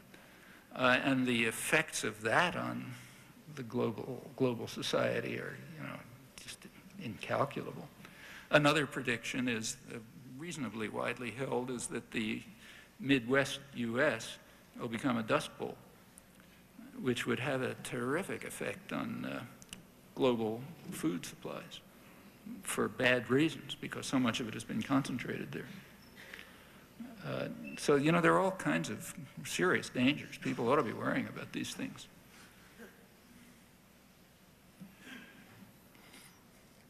Yes, I wanted to ask you about the possibility of a solution that, as you mentioned, in Latin America, the basic other force was the masses, and that's also true about the whole world. Considering that now what the situation is that basically the workers' union in the United States have been demolished for all practical purposes, and that's kind of happening in Europe to them today. And what's happening in the third world, there is no OPEC anymore, and the allied nations don't exist. Basically, most of the progressive forces have been attacked and weakened. How do you see that? Because from where you are, I'm sure you have a better idea than I have, at least. No, we're all guessing, but my guesses are a little different. Do you see that the movements, the little movements here and there somehow will come together and create a mass movement that can connect internationally? Because that's basically what we need. And being a left person, and some of the left ways of doing things have been discredited, but still I believe... Discredited by who? By the powers to be. Yeah, by power. And as such... Did they ever credit them? No, no, and okay. as such... They tell you they're discredited, but that's because they want you to feel helpless. I don't feel that way, okay, but it fine. does have, as you said, propaganda on the masses. So okay, first, just to back up a little, I mean, I think you ought to be cautious about describing OPEC as a progressive force. No, no, not progressive, but at least in the... it like wasn't even an independent force. No, the price of oil or... Yeah, but, you know, just take a look at U.S. and Britain and their reaction to the rise in oil price. They didn't mind. In fact, the U.S. and Britain kind of suppress... I mean, Britain is kind of like the little puppy dog. They do what they're told. But the United States... in fact, you know, you can read professional literature which says, refers to the U.S. Treasury and then has a footnote saying that's shorthand for the U.S.-UK Treasury. But they were not so much opposed to the oil price rise. And the reason is they sort of benefited from it, vis-a-vis their main competitors, the other industrial countries. Yes. And in fact, you know, the U.S. was actually running a positive trade balance with Saudi Arabia after the price went up, because they figured out ways of getting the Arab facade to recycle the profits. That's why there was such a huge armaments flow to the oil-producing countries. Mostly comes back here. And also, don't forget that and construction projects and all sorts of things. That's where Bechtel got, you know, rich from. And don't forget that when the oil price goes up at the pump, the profits go up too. And the profits are mostly U.S. British companies. So they're perfectly happy to have the price go up. Another effect of the early 70s price rise was that it enabled the oil majors to bring online production fields they knew about, but were not using because they weren't profitable enough. When the price went up high enough, you could start using North Sea oil, which is what saved the Thatcher government from totally destroying England. And you could bring along Alaska oil, which are, you know, wasting resources. They're not big, but they're around for 20 years or so, and that was there because of the price rise. So the oil companies were not unhappy about it. In fact, there was a meeting in, I think, around February 1974 or so, where Kissinger and, you know, the White House called in rich countries, and kind of told them, you know, lay down the line on this, not to make a fuss about the oil price rise. And in fact, the U.S. and Britain led the way out of the, you know, short-term global recession then, because they weren't being harmed by it. And if they had been harmed, that our Arab facade would not have stayed in business very long. You can be sure of that. They would have, you know, they do their job or else they're out. I mean, you know, there are big problems with energy, but not that. I wouldn't quite say that the American unions have been destroyed. They certainly have been damaged. They were damaged seriously by the trade agreements. They were damaged even more by just criminal acts authorized by the government. So the Reagan administration effectively told corporations that they were not going to enforce the laws against illegal firing of union organizers and so on. This is pretty open, actually. It was reviewed in the business press, pretty frankly, They simply, and the Clinton administration is continuing with that. So the number of firings of workers for attempting to organize started shooting way up. It's all illegal, but it doesn't matter if nobody's enforcing the law. If you have a criminal state, crime pays, very well. And one of the effects of that and threats of transfer and so on, that certainly weakened the labor movement along with other, bigger developments. But it's leveled off, and there's a recovery. It's not a big change in terms of numbers, but it's quite a change in terms of consciousness. So, talks like, say, this, you couldn't give to labor audiences 10 years ago. You can now, easily, and in fact, they're not militant enough, these talks, because they want to see more. These things oscillate. In fact, for the first time, the international, you're right about stressing the importance of international solidarity. That's very important, and there's not much of it. But just take a look at American labor. Up until quite recently, U.S. labor internationally was like an adjunct to the CIA. They were working hard to undermine unions and undermine democratic regimes and so on. That's no big secret. That's changed. The people in the international office now are people who are very much attuned to problems, say, of Latin American labor.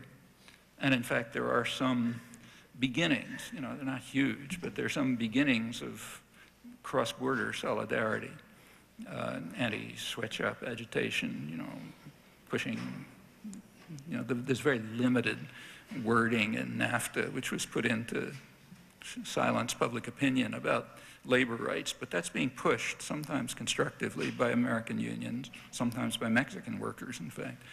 Those are good signs. Europe is a big problem.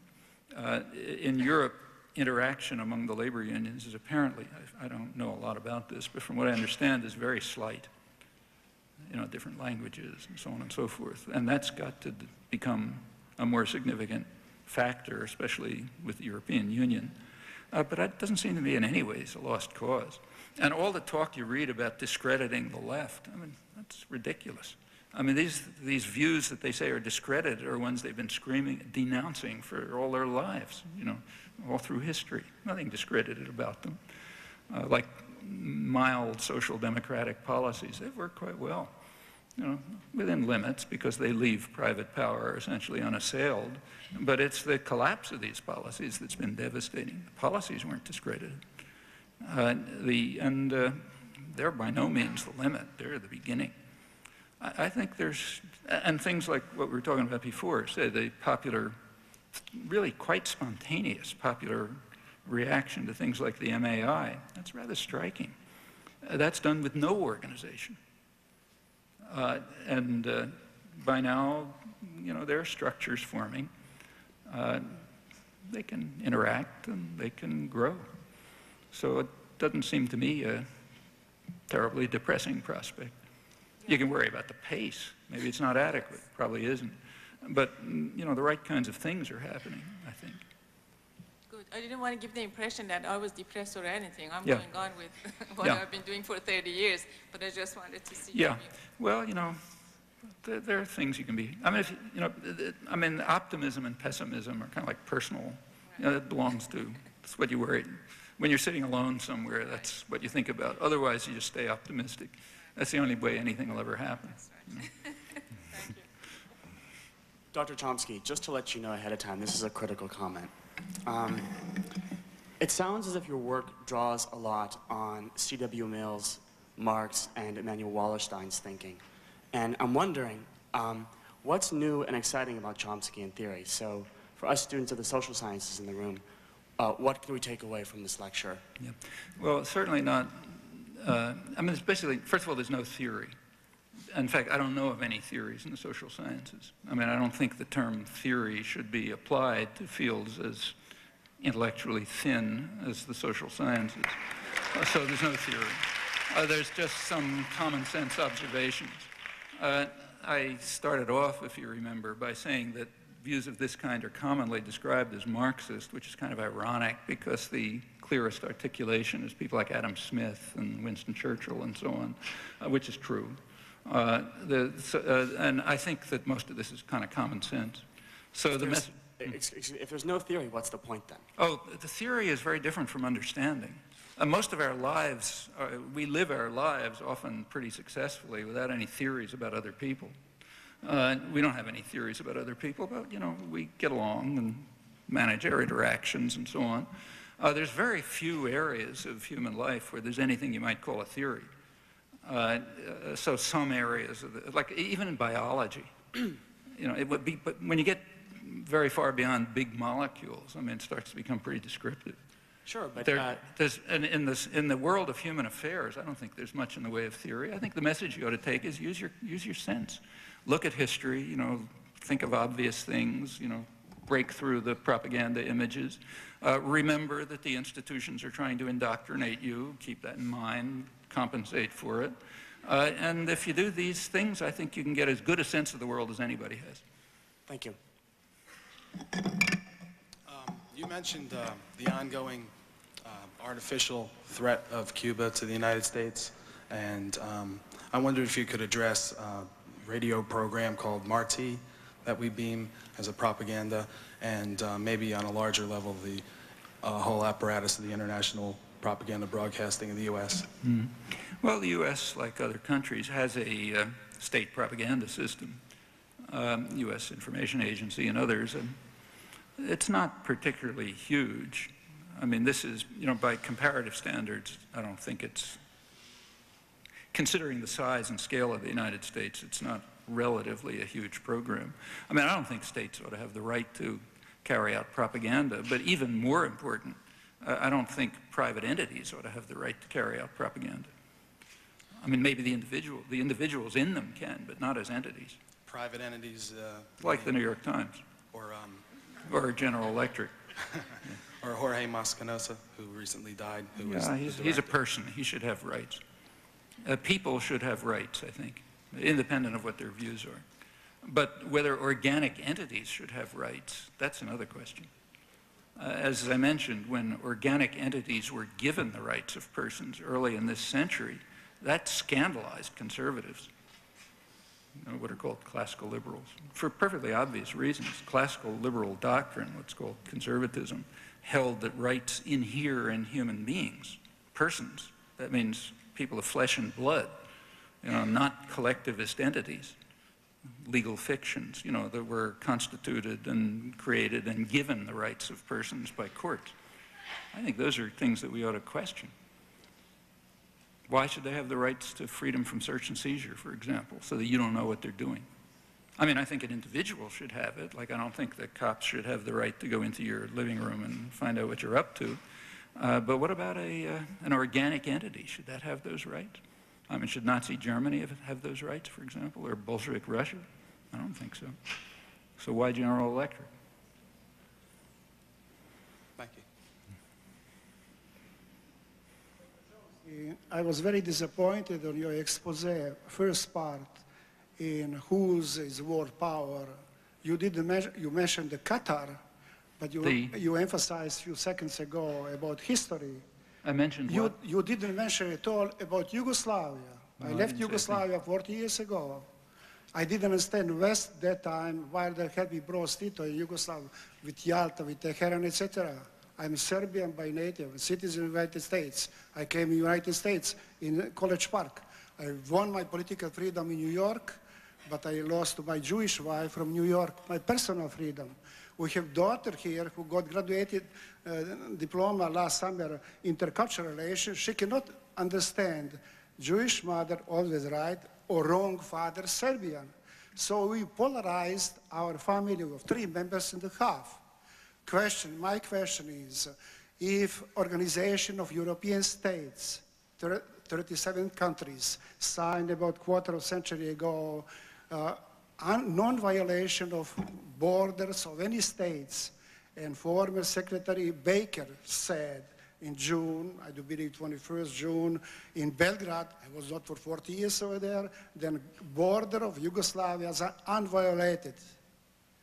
Yet now my adopted country sided with former colonialist country, France, Great Britain, Portugal, Spain, breaking one country to pieces, same people, same language, two different alphabets. Yeah.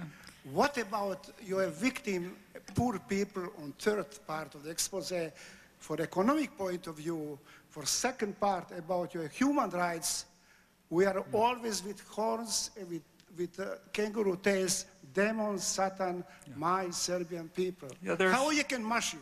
How you can explain Look, how can I explain? Well, first of all, every case has to be explained on its own. You're quite right, I didn't mention Yugoslavia, but I didn't mention 99% of the world.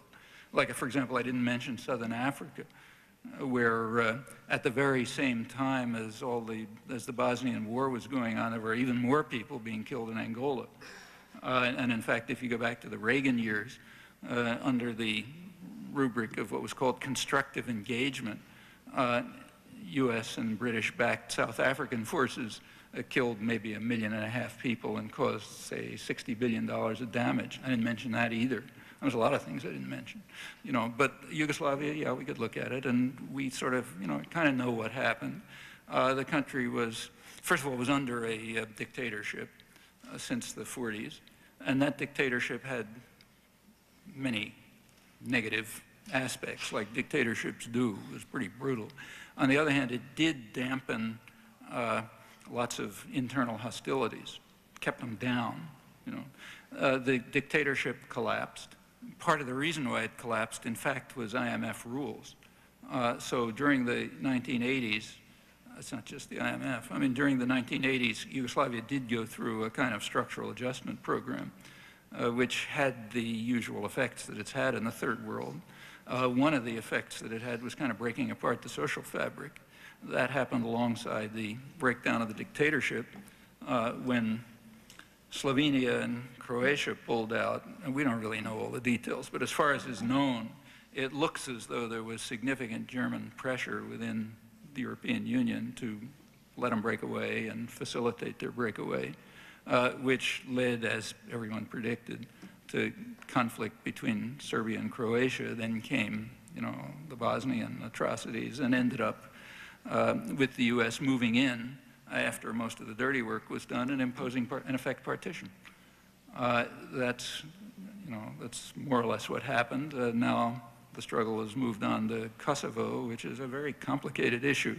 But just to mention one aspect of it, when I said before that the Western powers and Western opinion don't even, give minimal, have no minimal commitment to the basic principles of international order. I mentioned Iraq, but I could have just as well mentioned Kosovo. NATO, which just means the United States, has no authority to threaten or use force. This is independent of what you think about what's going on there. You can think whatever you like.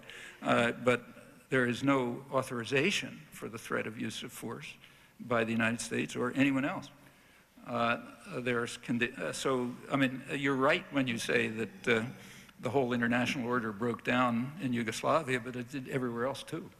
I mean, didn't it break down when the United States invaded South Vietnam and then the rest of Indochina and ended up killing 4 or 5 million people? But Dr. Chomsky, is it a paradox? What's unifying 16 different countries with dozen different languages in Europe and breaking one small country into pieces, then what's the get paradox? together. From broken glass, you don't drink anymore. I'm sorry, I don't see what the Thank paradox is. This is just one of the innumerable problems of international affairs, every one of which has to be looked at on its own, although you find many of the same factors behind them, a lot of them. 2 more? Okay. Boss says 2 more questions, 1 on each side. Dr. Chomsky, my thinking is more from the point of view of India, but you can answer in a more general sense. I'd like you to comment from the point of view of the so-called third world countries in the face of the globalization. For example, if you take democracy, democracy seems to be closely linked with freedom of choice. But say, to take a silly example, if you take, say, 20 cities in India, and you expose them to Pepsi or Coke for, say, 1 month, and then take a perfectly democratic referendum, you would find that all of them would support, I mean, that Pepsi should come into India. So it seems so vulnerable to the onslaught of the multinational corporations or globalization. So, well, in like, fact, any when India was sort of pressured, and Indian elites agreed, remember, Indian elites agreed, with the Western pressure to what's called liberalize. I think the first sector of the Indian economy that was targeted was advertising. So the first thing that happened is big, mostly New York public relations firms and London public relations firms went in there, just like you described, carried out huge pressure to try to modify tastes. But that shouldn't really surprise you. I mean, the West has been subjected to that for hundreds of years. No, I mean, that's why we have a huge public relations industry. It's an enormous industry, which is designed to turn people, I mean, they're not very secret about what they're up to. They want to turn everybody into an atomized consumer who recognizes that life is essentially worthless. You can't control your productive life, you can't control your work life, and you can't talk to anybody else because you have to be isolated and atomized, and you get your gratification by consuming more commodities that you don't want. I mean, that's what television is about, that's what radio is about, that's what 9/10 of the newspapers are about, and it's been going on quite consciously, for 100 years. Okay, now it's hitting India. Yeah, my concern is more about the solutions. The solution is, I think, to strike at the heart of private power. I mean, as long as private power has this, as long as you have this extraordinary concentration of decision-making power in essentially unaccountable, private, organic institutions, you're going to have problems. Just like you have problems if you have a Bolshevik state.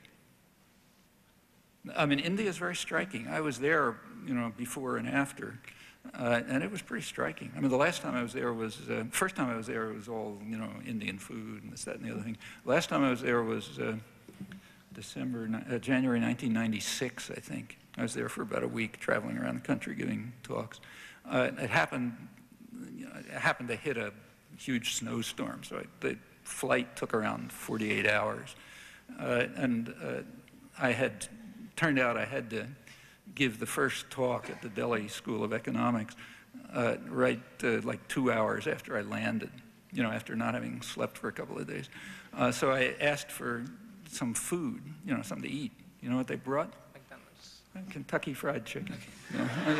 I mean, it's kind of mind-boggling introduction to the new India. My concern is that... How do you do it? Well, what do you do? I mean, India can defend itself. I mean, for example, the Indian media, which are not, great exemplars of democracy, they're privately owned, rich people and so on, but they defended themselves against public takeover. I mean, Murdoch and others wanted to take them over, and they just resisted. India has somewhat resisted the international patent regime.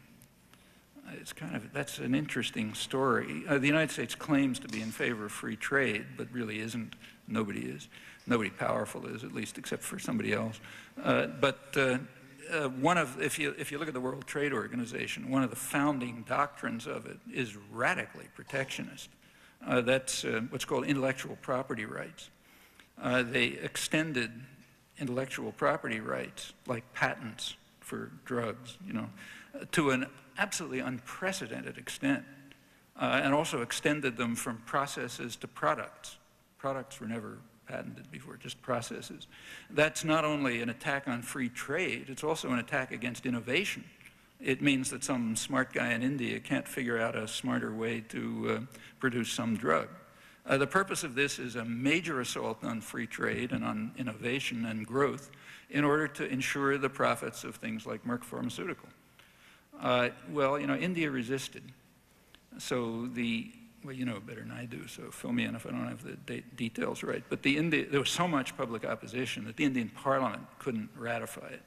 I think the government went over their heads, if I recall correctly, and ratified it anyway. They're still trying to. Yeah, and by now it's kind of interesting, but India had very cheap, relatively cheap drugs because they had their own pharmaceutical industry. It's like as compared with Pakistan, which had international companies, the Indian prices were much lower. And of course, the purpose of all of this stuff is to make the prices go up. You know. At first, the Indian pharmaceutical firms objected, but I noticed that now they're not objecting, which suggests, maybe you know the answer, but suggests to me that they're probably linking up with the Western pharmaceutical firms so they can just exploit the Indians more efficiently, all of them together. I guess. I mean, I don't know that for a fact. But yeah, but the point of all of this is that India can resist. So for example, India maintains some kind of capital controls. In fact, it's kind of striking. If you look at Asia, there's an Asian crisis, but there are a few islands which haven't been much affected. India's one, China's another, Taiwan is another. They all have some degree of capital controls. I mean, it's been noted in the professional literature. So India was able to resist that kind of liberalization. You know, when you talk about India, it's kind of misleading because there are sectors in India, the wealthy sectors, the professionals and so on, who like the globalization. But look, there were sectors in India who loved the Raj. You know, they enriched themselves. They were the counterpart to the Arab facade. You know, you go to any third world country you want, you know, the poorest one in Central Africa, you'll find a sector of very wealthy people, very privileged, very wealthy people who are kind of linked up mostly with Western power, like the people who ran India for the British. I mean, the British didn't run it. They ran it through an Indian civil service, and in fact, Indian troops. And about 90% of the British Army was Indian troops. You know. Well, you know, those guys do fine. You know, they now are in favor of this kind of liberalization. The population may suffer, but that's a different story. Thank you. Last. I read this interview with you, and I think it was Marty Peretz, said that you were outside the pale of intellectual responsibility. I was wondering, agree with that. what was the context of that, and also, how do you respond? Same way everybody else is responding. I mean, as he defines intellectual responsibility, that's absolutely right. For example, I don't have a slavish, Stalinist-like loyalty to his holy state, you know. Okay, that puts me out of the pale of responsibility right off. Okay, and then also I met this guy who said that your last name is Chomsky because your dad spelled it with a chet. Is that true?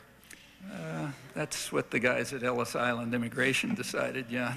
I mean, actually, as you know, they were Eastern European immigrants. They didn't have last names. So my father was, I'll tell you if you like, but it was so-and-so, son of so-and-so. And somewhere along the line, probably at Ellis Island, they got this name, which my father did pronounce with a ch. And in fact, I went through early years of schooling that way until I finally realized that, you know, I'm being put with the H's or the something. So I just changed the pronunciation, just for convenience. Yeah. All right, thank you. Yeah.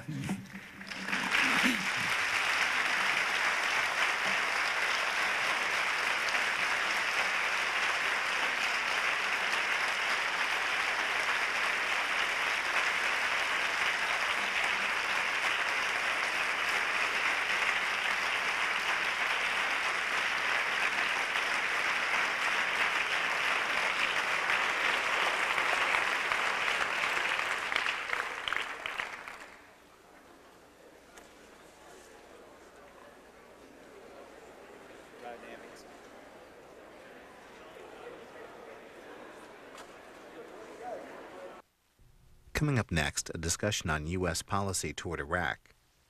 After that, President Clinton's announcement of an